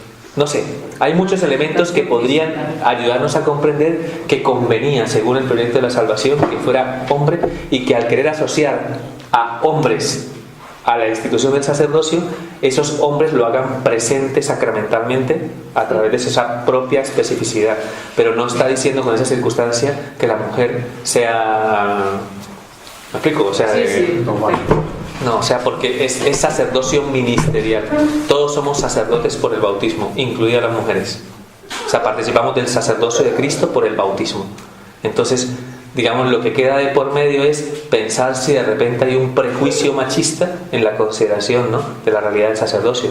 Pero cuando le preguntaron esto al cardenal Ratzinger, cuando era prefecto de la Congregación para la Doctrina de la Fe, decía, mira, en los sacramentos hay materia y forma, y la materia del sacramento del orden sacerdotal son los varones. Y así quiso Dios que fuera. ¿Por qué no consagramos con Coca-Cola? ¿No? Porque Dios quiso que fuera vino. Entonces la sociedad de los refrescos, ¿pero por qué? Es una injusticia, ¿por qué no nos tienen en cuenta? Queremos también participar en la misma. Mira, porque la materia del sacramento es el vino, así lo quiso Dios y así lo hacemos. Entonces Benedicto XVI no se ponía a hacer este tipo de... sino decía, porque porque en la constitución del sacramento del sacerdocio, el Dios escogió a varones. Y esa es la materia del sacramento. Así le responde una periodista que quedó con la cara que me imagino que quedó con... ¿Qué? Porque no entendió, porque su respuesta es una respuesta teológica, de teología sacramentaria, y en la que de algún modo no se quiere hacer alusión a que haya algún problema en la consideración del ser varón y el ser mujer. Igual yo pienso que si lo vemos desde la perspectiva de la Virgen, ¿no? Y cómo participa, ¿no?, en la historia de la salvación, vamos, la dignidad de la mujer queda totalmente ennoblecida, ¿no?, a través de la figura de la Virgen Madre, ¿no? Sin ella hubiera sido imposible llevar a cabo el proyecto de la salvación. Sin ella el Verbo no se hace hombre. Así que la mujer está dignificada.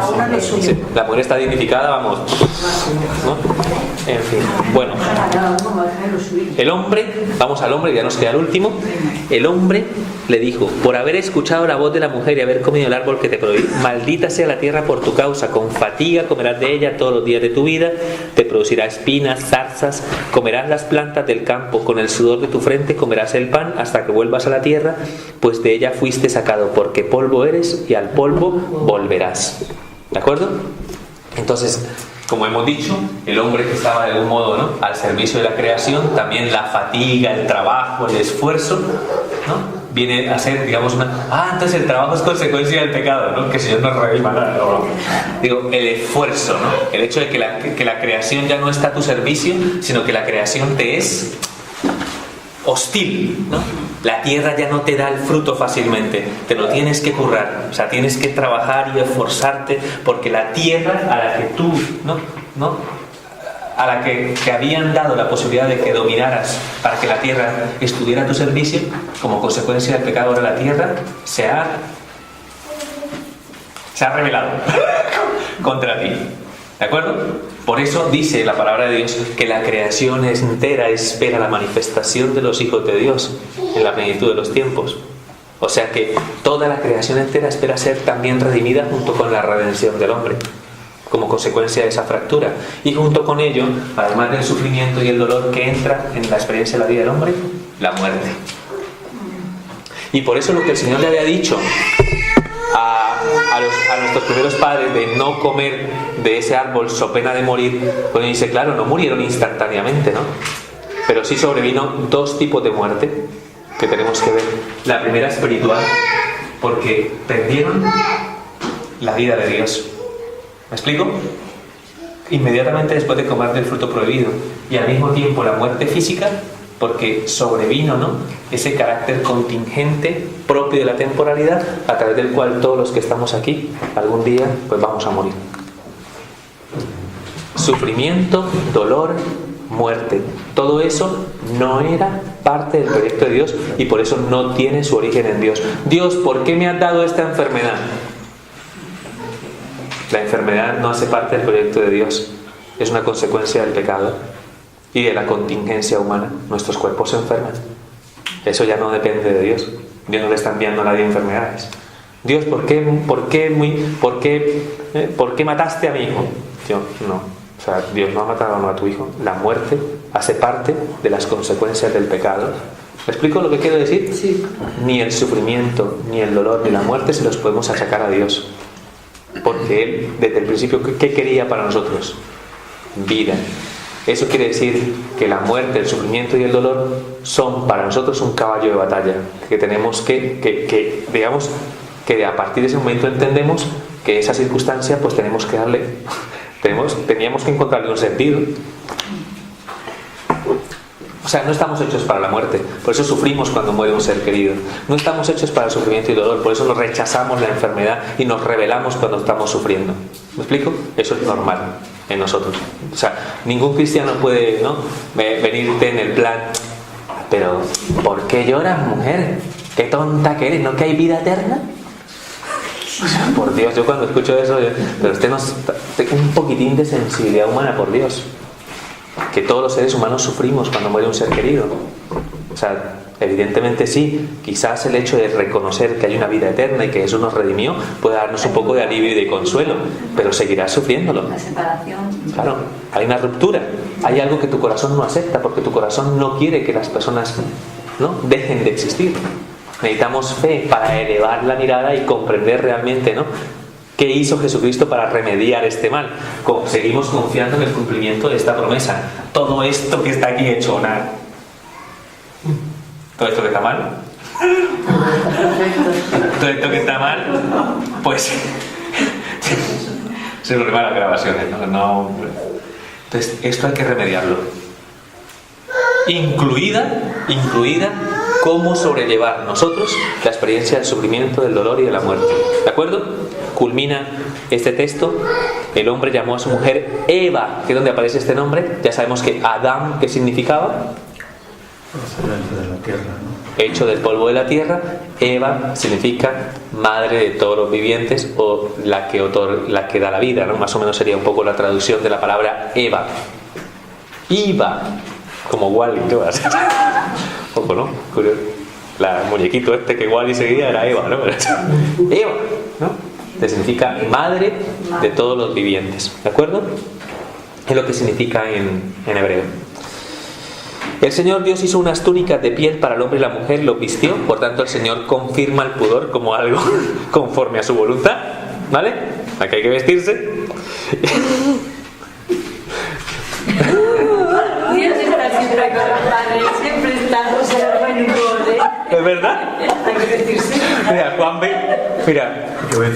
23. Cuentan de Juan 23 que él fue, antes de ser papa y ser patriarca de Venecia, fue miembro de esto, ¿cómo se llaman estos que están? Nuncios.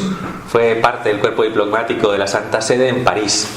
Lo invitaron a una fiesta, ¿no? Ahí en París, y pues iba todo el mundo, ¿no? Consultar, ¿no? Y pues resulta que en la fiesta una de las personas ahí, no sé, era una esposa o de un político, lo que sea, iba toda despechugada, te me entiendes la expresión, ¿no? O sea, iba con No es que iba hasta abajo tapada, pero sí, no así, no.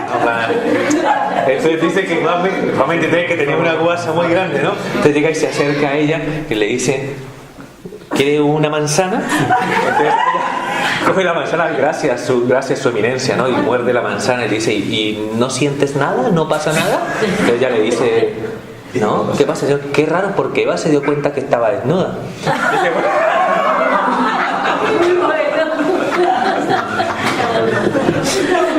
Son de las anécdotas de Juan 23, ¿verdad?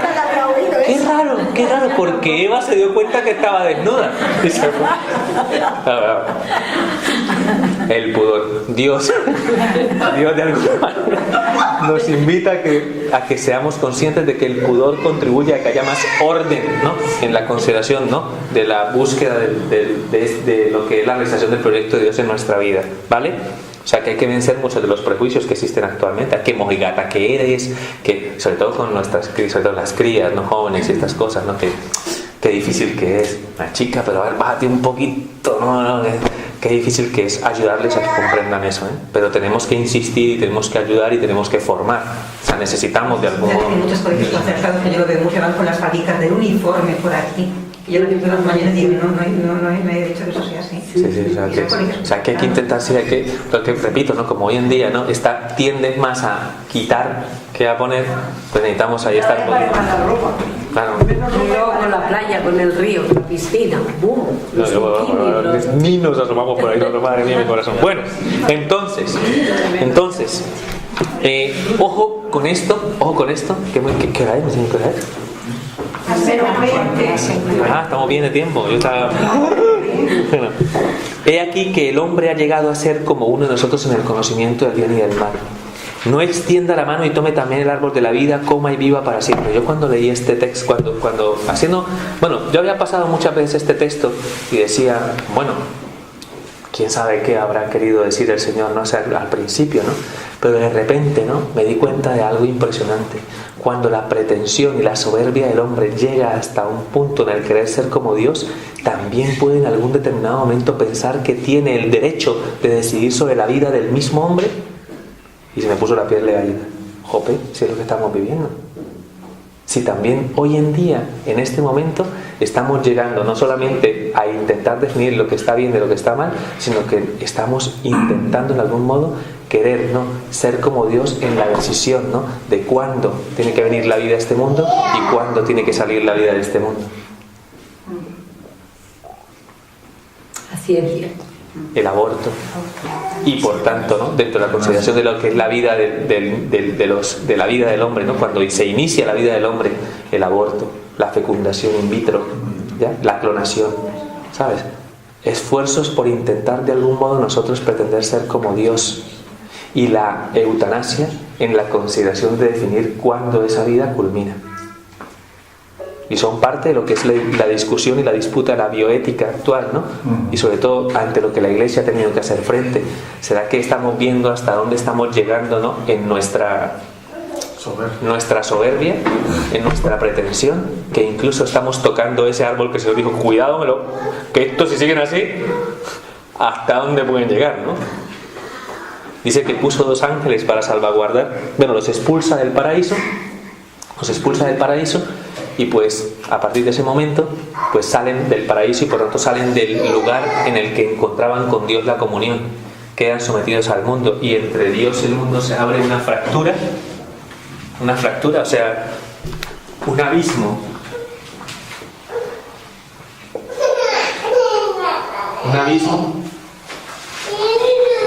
de separación que hace imposible que por nosotros mismos podamos.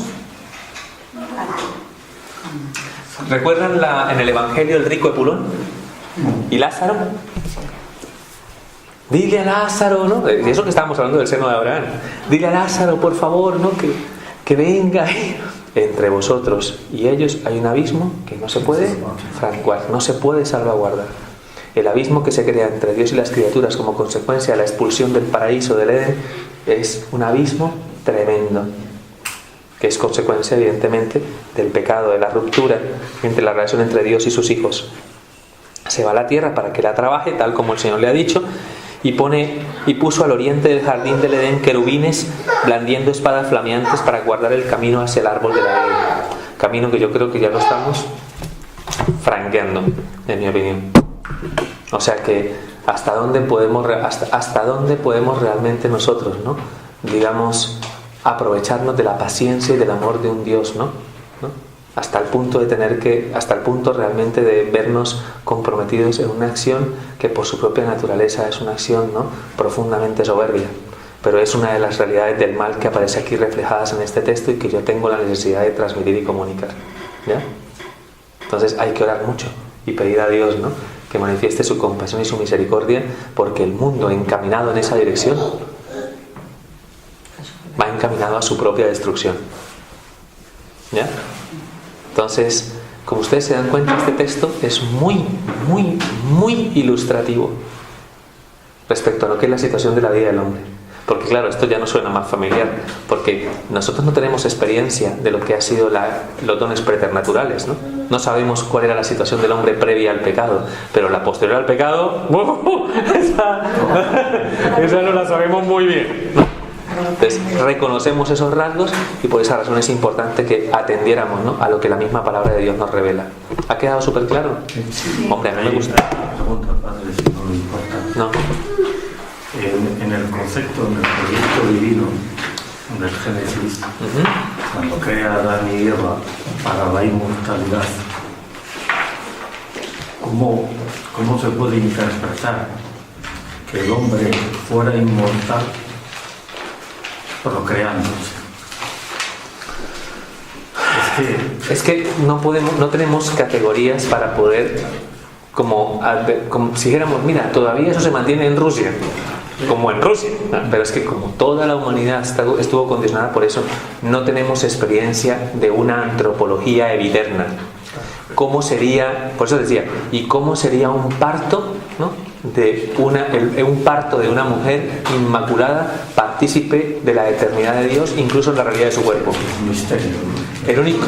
Son tantos misterios, ¿no?, congregados, que nos llevan quizás a encontrar pequeños esbozos en la realización del proyecto de la redención. Por tanto, lo que tenemos es el misterio de Belén, por ejemplo, a María, por ejemplo, ¿no?, que nos pueda decir más o menos un poco, ¿no?, cómo sería, ¿no?, esa realidad, ¿no? Pero también incluso lo de María y Belén se circunscribe en el misterio de la palabra de Dios, o sea que se contempla al final, ¿no? Entonces, al final todo esto, ausente de la vida de Dios, queda en una oscuridad. Por tanto, si yo hago esto, ¿alguien entendería cómo es el proyecto de Dios?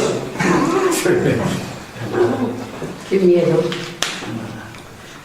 Quedamos como en una sombra, como una oscuridad y tiniebla, y quedamos perdidos. Solo nos queda la esperanza de este Dios que, siendo fiel a su amor, nos hizo una promesa de salvación. ¿De acuerdo? Y algo que también va a ser muy ilustrativo, que es lo que viene a continuación. ¿Cuánto me queda para las 6? Pero nosotros no tenemos prisa, padre. Es que como es una historia tan sencilla, ¿no? Génesis 4, porque es sencillamente darnos cuenta, ¿no? Solo que tiene algunos elementos que quizás por exégesis bíblica tendría la obligación de darles algunas herramientas, ¿no? Porque hay unos cuestionamientos que surgen de Génesis 4 y no sé si... A las 6:30 habrá. Adelante, padre. ¿Qué a las 6? A las 6:30. Como no vengan los frailes, voy a empezar. A las 6:30. Es parte del mismo relato, les había dicho que todo esto es parte del relato ya vista, solo que está estructurado. Entonces, en Génesis 4, ya partimos de Génesis 3, 1, 24, entonces ya nos adentramos en Génesis 4, ¿no? 25, 26, por uno le cae de Perú, 26. ¿Vale? Génesis 4, 1, 26, ¿de acuerdo? Que sería el siguiente capítulo. Adán conoció a Eva, dice la palabra de Dios. Bueno, conocer, verbo muy importante. También, no conozco varón, dijo la Virgen, ¿no? Aquí el conocimiento significa conocimiento íntimo. Por tanto, se está refiriendo a que tuvo relaciones sexuales con Eva y procreó, ¿no? A través, ¿no? Entonces, nos damos cuenta que el pecado no condiciona, ¿no? La sexualidad en ordenada a la fecundidad. ¿Me explico? Ni el matrimonio, ni la esponsalidad, porque ellos serían matrimonio, serían esposos.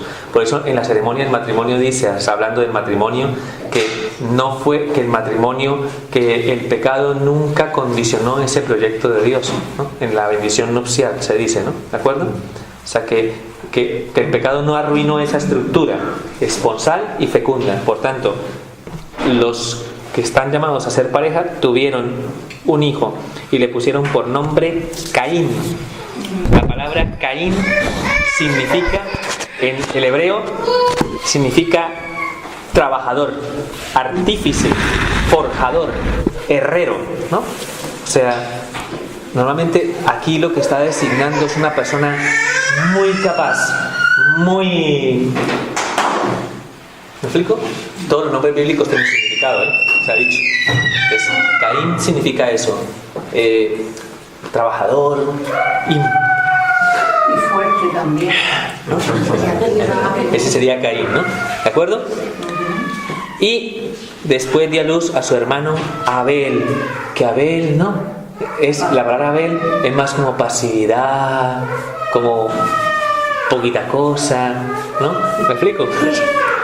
El que está, claro, al ser poquita cosa, es más dependiente de Dios. Caín, al ser más, ¿no? Es más independiente, más autosuficiente. Eso nos va a permitir, ¿no? Sus nombres, ya de por sí, son una pequeña semblanza de lo que va a ser para nosotros el descubrir lo que nos quiere revelar, ¿no? Esta historia, ¿no? del fratricidio, ¿no? ¿De acuerdo? Al cabo de un tiempo, Caín ofreció al Señor los frutos del campo y Abel por su parte, se dice que Caín estaba dedicado era labrador, dedicado a la agricultura, ¿no? Tanto más, ¿no? Y Abel era el que cuidaba los ganados menores, ¿no?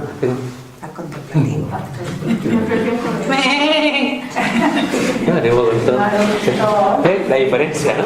Curioso, ¿no? La diferencia. Mira, en casi todos los matrimonios, ¿no? Son conscientes que cuando tienen varios hijos, normalmente los hijos desarrollan a veces personalidades muy diferentes, ¿no? Pasa como con mi hermano el mayor y yo, ¿no? O sea, mi hermano mayor es el que tiene más pinta de cura. ¿A que sí? Mi hermano tiene una pinta de cura que no puede con él, ¿sabes? Y yo digo, mi mamá, yo creo que lo último que pensaría es que yo iba a ser sacerdote. ¿Así? Sí. Entonces, hay diferencias, ¿no? Notables, ¿no? En los temperamentos, ¿no? Parece que cada uno como que se posiciona en los hijos, ¿no? Por eso hay que saber entender también que cada uno de los hijos tiene una especificidad, ¿no? Una singularidad, son únicos a los ojos de Dios, ¿no? Y hay que descubrir su riqueza, ¿no? No solamente quedarnos con los que son más protagonistas, sino también especialmente inclinarnos sobre los que son más débiles y frágiles, ¿no? Tenemos que ese aspecto ser justos, ¿no? Bueno, al cabo de algún tiempo, Caín ofreció al Señor los frutos del campo y Abel por su parte los primogénitos y la grasa de su ganado. El Señor miró complacido la ofrenda de Abel, pero no a Caín ni su ofrenda. ¿Por qué? O sea, la palabra de Dios no dice nada acerca de eso. Solo nos dice que Caín se irritó de una manera tremenda y andaba todo cabizbajo, así como que un poco ahí porque el Señor no había aceptado su ofrenda. Pero como ya sabemos qué significan sus nombres, podemos hacernos a una idea de por qué no fue agradable la ofrenda de Caín y sí la de Abel. La actitud, claro. La actitud. Porque ¿qué tenía Caín? Prepotencia. ¿De quién había hecho los frutos quién dio los frutos? Yo he trabajado, yo me he esforzado, yo lo he hecho, yo. Y Abel, ¿no? Que simplemente contemplaba la realidad de quién derivaban todas las bendiciones que tenía. ¿Quién lo hacía todo? Lo hace todo Dios. Entonces, cuando cada uno de ellos ofrece, ¿no? los frutos de la tierra, lo que sea, Caín en realidad está ahí como llenándose de vanidad, ¿no? A los ojos de Dios. Mira lo que ya he hecho. Oh, pero eso no nos pasa a nosotros, seguro que no. Seguro que no. Que muchas veces, ¿no? Como que somos nosotros los que tenemos que hacer, los que tenemos, ¿sabes? Entonces, muchas veces ahí nos damos cuenta, ¿no? Realmente de esa herida que está presente a través de la vanidad y a través de la vanagloria, ¿no? A través de la soberbia, ¿no? Que nos impide reconocer las bendiciones de Dios. Que en la persona de Abel vemos algo significativo. Parece que hay personas que son receptivas, ¿no? A las bendiciones de Dios. O sea que la libertad también manifiesta en algún momento en el Antiguo Testamento que podemos encontrar personas que como que complacen a Dios y otras que se repliegan en sí mismas y que de algún modo rechazan a Dios. O sea, como que nos da la esperanza de ver de que al menos la libertad, a pesar de que todo el proyecto está arruinado, en algunos momentos podemos descubrir a una persona justa. ¿Tú qué me estás echando? ¿Qué? No. ¿A quién buscas? No está mami, cariño. ¿A tu madre no está aquí? No está aquí. Bueno.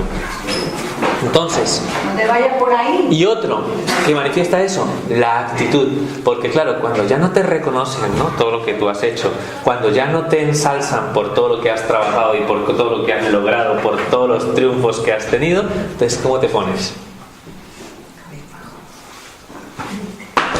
No me reconocieron, no me tuvieron en cuenta. No, uy, cómo nos vemos retratados en eso. Por Dios. Impresionante, la actitud de Caín. ¿De acuerdo? Y eso empieza a sembrar en él el mal. Empieza a desarrollar el mal. Y ojo, le dice el Señor, o sea, el Señor sale, en medio de la maldad, el Señor sale al encuentro de Caín. Y le dice, Caín, ¿qué te pasa? ¿Por qué estás irritado?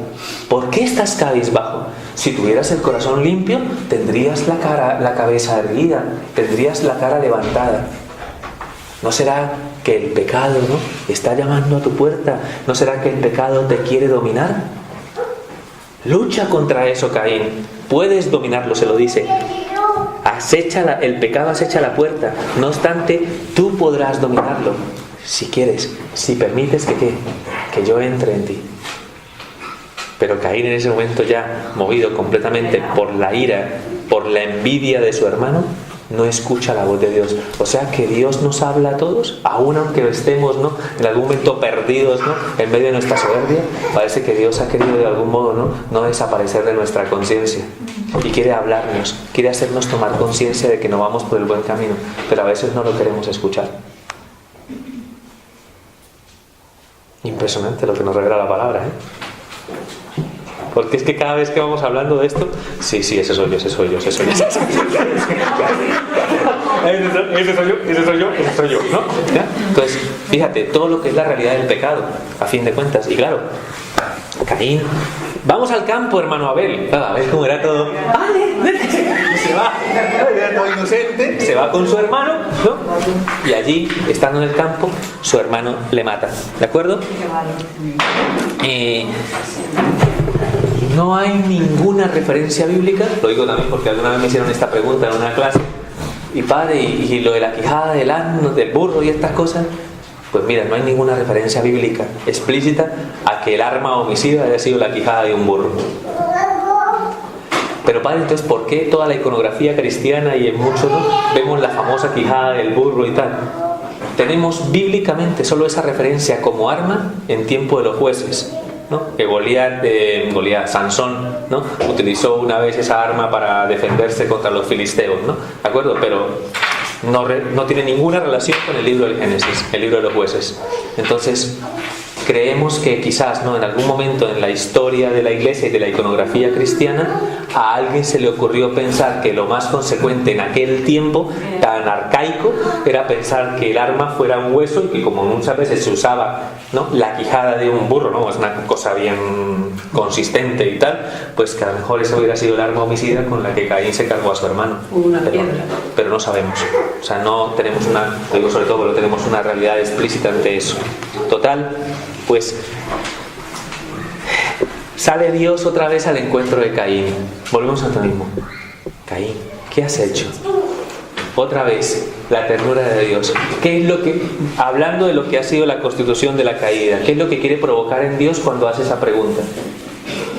¿Qué es lo que quiere suscitar? Amor. Que haya arrepentimiento en su corazón, que se dé cuenta, que tome conciencia de lo que ha hecho. ¿Y qué dice Caín? ¿Acaso yo tengo que ser el guardián de mi hermano? Como quien dice, yo qué sé, ¿no? O sea, pero si es que es Dios, Dios lo ve todo. ¿Cómo le vas a negar a Dios lo que has hecho? Pero estaba completamente ciego, y la mentira se convierte en aquello que cubre realmente, ¿no?, su tiniebla y su oscuridad, su dependencia a partir de ese momento del mal. ¿Me explico? Entonces te dijo, la voz de la sangre de tu hermano clama a mí desde la tierra. Sencillamente porque la sangre, como muchas veces lo he explicado, no esta es la primera vez que surge aquí, pero la sangre es, digamos, como, la sangre es considerada en la antropología bíblica como, digamos, como Dios se manifiesta en el hombre, ¿no?, a través de la vida. Como la sangre es sinónimo de un cuerpo vivo, porque un cuerpo muerto, en teoría dicen no tiene sangre, pero la sangre se ha coagulado, ¿no? Pero cuando hay sangre hay vida, y por tanto ahí se manifiesta Dios. Entonces, la sangre es, digamos, presencia de Dios en el hombre. La sangre derramada por Abel en el campo reclama a Dios justicia. Por eso es gravísimo derramar sangre en Israel, gravísimo, ¿ya? Entonces eso es lo que reclama la justicia de Dios. La sangre de tu hermano está reclamando, ¿ya? Ahora, maldito seas, márchate de esta tierra que ha abierto su boca para recibir la sangre que has derramado de tu hermano. Aunque la trabajes, no volverá a darte su fruto. Vivirás errante y vagabundo por la tierra, ¿no?, que es el castigo que recibe Caín, ¿no?, como consecuencia de su oprobio. Entonces Caín ya, en ese momento, cuando recibe el castigo, ya toma conciencia. Grande es mi culpa para soportar. Ahora sí, ¿no? Cuando ya, digamos, ha quedado en la más terrible oscuridad, en ese momento ya como que toma conciencia y dice, Señor, me expulsas hoy de esta tierra, tendré que ocultarme de tu rostro, vivir errante y vagabundo por la tierra. Cualquiera que me encuentre me matará, porque soy un maldito. ¿Ya? Y Dios dice, no será así. El que mate a Caín será castigado 7 veces, ¿no? El número 7 aquí siempre implica, ¿no?, una plenitud, ¿no? O sea, Dios protege a pesar de todo, y a pesar de la bestialidad, del horror, de la injusticia que cometió con su hermano, Dios siempre tiene que ser Dios justo, y por tanto ser Dios de la vida. O sea, Dios no puede ir en contra de su ser Dios. Lo que Él ha creado con bondad, Él no puede de alguna manera denigrarlo, ¿ya? Entonces protege la vida de Caín. Es impresionante. ¿Me explico? Hasta dónde llega realmente el amor y la misericordia de Dios. O sea, que a todos estos locos, ¿no?, que hacen un montón de atrocidades, ¿no?, a estos seguro que Dios les da la espalda y que Dios no los voltea a mirar. Pues mira, va a ser que no. Bueno, entonces Dios está en contra de la pena de muerte, evidentemente. Entonces, ahí está la clave fundamental, ¿no?, en la que tenemos que plantearnos hasta dónde llega el amor y la misericordia de Dios. Por eso es que nosotros muchas veces condenamos, y aquellos que quisiéramos que no existieran en nuestro mundo. Pero Dios los ama porque son obra de sus manos, ¿de acuerdo? Entonces, nadie tocará a Caín. Y el Señor puso una marca a Caín para que si alguien lo encontrara no lo matase. Caín se alejó de la presencia del Señor y habitó en el país de Nod, al oriente de Edén. ¿Ya? Todo esto, ustedes han escuchado hablar muchísimas veces de la famosa marca de Caín, ¿no? Hay películas, libros, en fin, ¿no?, relativos a esta circunstancia, en la que desafortunadamente la interpretación siempre ha sido una interpretación racista. Incluso, tengo que ser consciente de lo que voy a decir, pero incluso en esa circunstancia también se ha posicionado, por ejemplo, Ana Catarina Emmerich, ¿no?, una de las grandes místicas de la Iglesia Católica, hablando, ¿no?, fundamentalmente, ¿no?, que se referiría fundamentalmente a un rasgo de la fisionomía y que está asociada al color de la piel. A raíz de esa circunstancia, durante mucho tiempo y como consecuencia de una lectura, en mi parecer, bastante impropia de lo que significa la palabra de Dios, se empezó a perseguir a los de raza negra, aludiendo a que ese texto se refería explícitamente a los de raza de color. Pero a raíz de lo de Catalina de a raíz de lo de Catalina de Emmerich. No, a raíz de Catalina de Emmerich, no. Catalina de Emmerich lo dice, claro, eso es una mística y no, estoy hablando, ¿no?, fundamentalmente del racismo, ¿no?, del que hemos sido testigos. Sí, porque, digamos, Catalina de Emmerich llega a decir que ella es una interpretación, ¿no?, que se hace de este texto de la palabra de Dios, tampoco es explícito, ¿no?, que al parecer lo blanco es más sinónimo de la pureza, ¿no?, y que como igual, ¿no?, por ejemplo en el Cantar de los Cantares, ¿no?, se dice que la amada es morena porque es esto impura, porque es imperfecta, ¿no? ¿Ya? Entonces, pues se va asociando esa realidad, ¿no?, y se va planteando que las razas, ¿no?, a través del pecado se iban deplorando de esa pureza y por tanto iban adquiriendo color. Entonces creyeron muchos, sobre todo en el ámbito protestante, en la interpretación literal de la palabra de Dios que se estaba refiriendo, ¿no?, y eso propició que muchas veces se justificara el racismo a través de la Biblia, ¿vale? Perdón que lo diga así, pero es que esto ha pasado en la historia de la humanidad y en realidad, ¿no?, la exégesis bíblica, a menos desde la Iglesia Católica, en ese aspecto no se moja en la circunstancia. Ignoramos a qué se refiere esa realidad y cómo el Señor protege a Caín a través de un signo que no sabemos si era un signo externo. Eso también es marca o señal. No sabemos, ¿no?, evidentemente qué tipo de señal sería esa. Entonces simplemente lo que intentamos es aliviar cualquier tipo de interpretación que nos lleve a considerar que Dios, digamos, justifica a través de la palabra de Dios algún tipo de racismo. ¿De acuerdo? ¿Vale? No sé si alguien tenía conocimiento de esto, pero por eso lo digo, ¿de acuerdo? Porque este texto ahí en ese aspecto es un poco que se prestó para esas interpretaciones.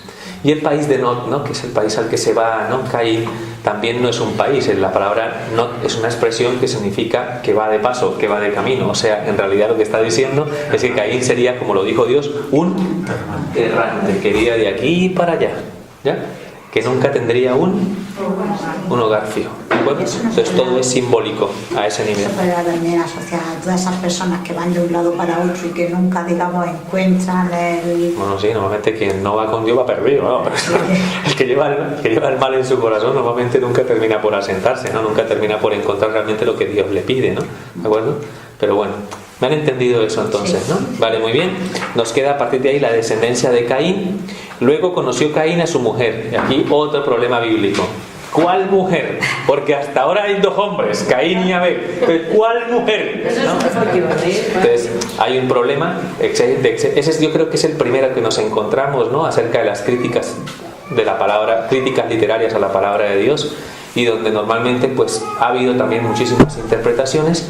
Casi siempre no se ha planteado, por un lado, una interpretación que podríamos llamar, normalmente se suele hablar de una interpretación que apoya el monogenismo y una interpretación que apoya el poligenismo.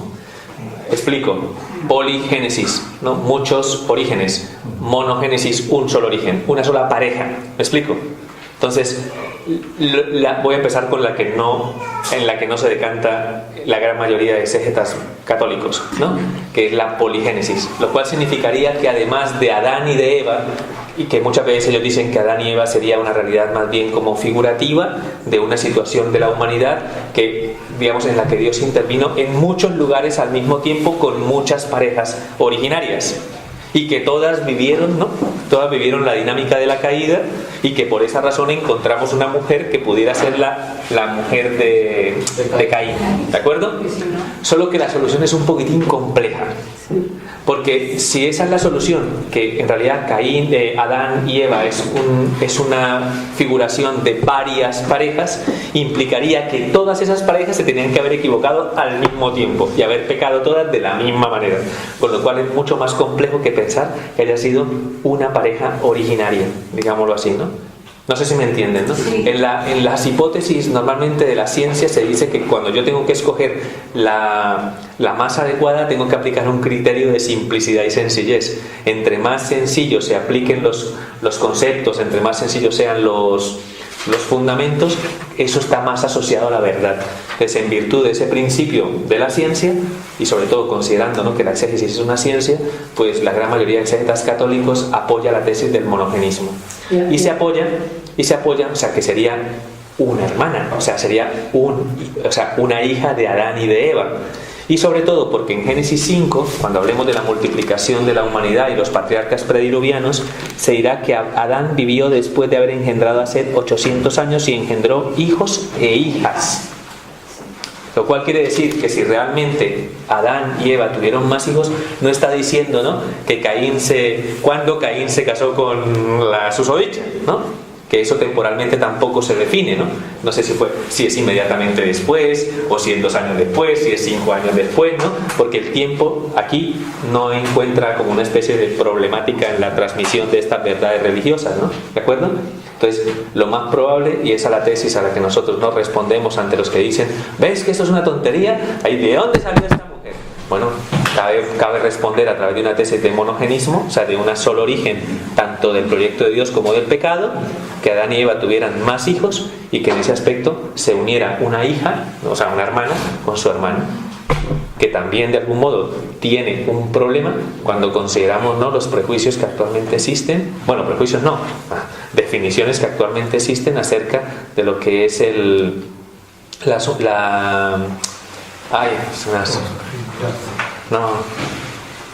¿cómo se llama cuando un padre hace algo con su hija? El problema del incesto y de las relaciones entre consanguíneos, ¿no? Que normalmente yo creo que aquí todos entendemos que hay una realidad ahí en la que no solamente por genética, ¿no?, que es bastante peligroso, ¿no?, que suceda esa realidad, sino porque de algún modo se ve mal, o sea, dentro de lo que es la realización, incluso dentro de lo que es la visión bíblica contenida en la ley de este tipo de relaciones, ¿no?, de incesto, de relación entre hermanos, etcétera, etcétera, ¿no? Entonces, tendríamos que vencer el prejuicio en consideración a la dimensión del origen. ¿Me explico? O sea, entonces, ¿me explico? O sea, que ante eso sería una consecuencia del origen de la humanidad, ¿no? Y consideraríamos que, evidentemente, como lo vamos a ver en los patriarcas prediluvianos, antes del diluvio, nos vamos a dar cuenta que parece que esa distancia se va haciendo cada vez mayor en la medida que va pasando el tiempo, lo cual significa que las consecuencias del pecado se van agrandando en la medida que pasa el tiempo, ¿de acuerdo? Entonces, no sé si me han entendido esta reflexión, pero evidentemente en la enseñanza de la vida de la Iglesia, las relaciones entre hermanos, bueno, hasta donde más o menos tenemos entendido, digamos, entre hermanos, grado de consanguinidad primero, no. En grado segundo colateral de consanguinidad, o sea, entre primos, la Iglesia exige discernimiento y por tanto la aprobación de la Iglesia, ¿ya?, para las uniones. O sea, que 2 primos, digamos, inicialmente tienen un impedimento para casarse y la Iglesia tiene que discernirlo, ¿ya?, y necesitan el permiso de la Iglesia para eso, ¿de acuerdo? O sea, grado de consanguinidad de segundo grado colateral. El resto, todos los que van de ahí para arriba, no. Son las pautas que tenemos actualmente dentro del ámbito del derecho canónico, ¿de acuerdo? Bueno, ¿qué me queda? ¿Se entiende esto? ¿Sí? Y ya termino rápido esto. La descendencia tiene... Caín tiene a Enoc, Enoc a Irad, Irad a Mehujael, Mehujael a Matusael, Matusael a Lamec, Lamec tomó 2 esposas, Adá y Sila. Adá dio a luz a Yabal, el padre de los que viven en las tiendas, en las tiendas y de los pastores. Entonces va definiendo la descendencia de Caín, va tomando, digámoslo así, a través de sus nombres, porque los nombres tienen esos significados, de ciertos oficios que se realizaban en aquel momento, todos muy relacionados con esa vida un poco errante y tal, ¿no? Entonces los de tiendas y los pastores, Yubal, los que tocan la cítara y la flauta, Tubal Caín, el forjador de herramientas, y Naamá, que es una chica que aparece ahí, ¿no? Lamec dijo a sus mujeres: Adá y Silá, oíd mi voz, esposas de Lamec, escuchad mi palabra. Maté un hombre porque me hizo una herida. Hombre, entonces todos eran un poco peligrosos, ¿no? O sea, la violencia parece que se traslada a la generación de Caín, ¿no? Parece que personas violentas, porque este termina diciendo que mató a un hombre y que hirió a un muchacho con un golpe. Y dice: Caín será vengado 7 veces, haciendo alusión a la bendición de Dios, ¿no? De su vida. Lamec será 70 veces 7, haciendo alusión, ¿no? Que siempre.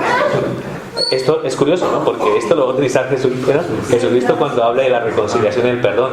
Primero le dice a Pedro 7 veces, perdón, y luego dice: no, Pedro, 70 veces 7, ¿no? O sea, refiriéndose a qué? Siempre.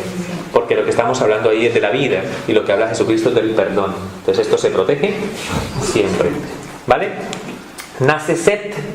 La palabra Set significa...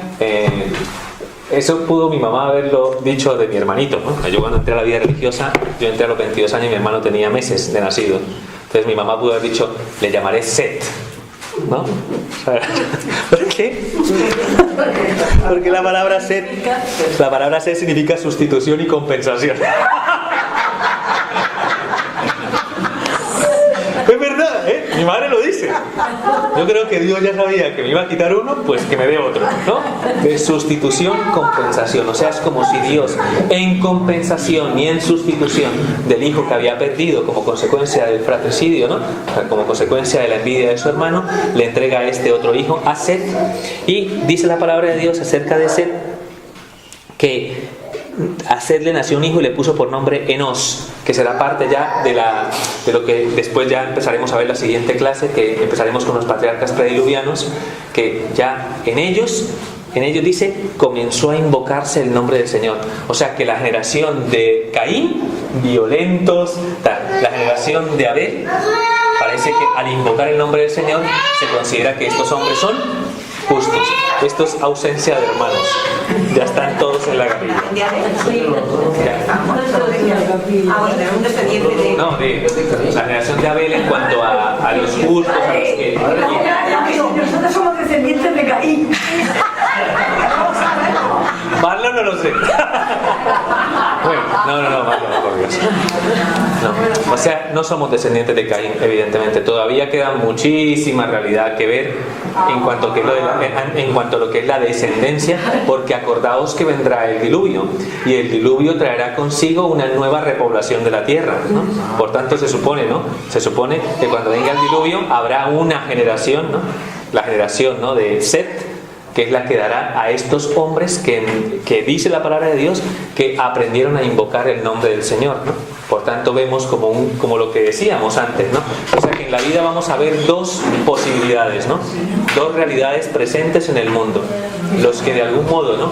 digamos, se abren e invocan al Señor, y los que se cierran, ¿no? y de algún modo, ¿no? someten su corazón a la oscuridad, a la tiniebla y a la maldición. Entonces vamos a darnos cuenta que hay esa realidad, consecuencia de la libertad del hombre. ¿De acuerdo? Entonces nos quedamos aquí en Génesis 4 y ya terminamos la primera parte, ¿no? que serían los orígenes. Con lo cual,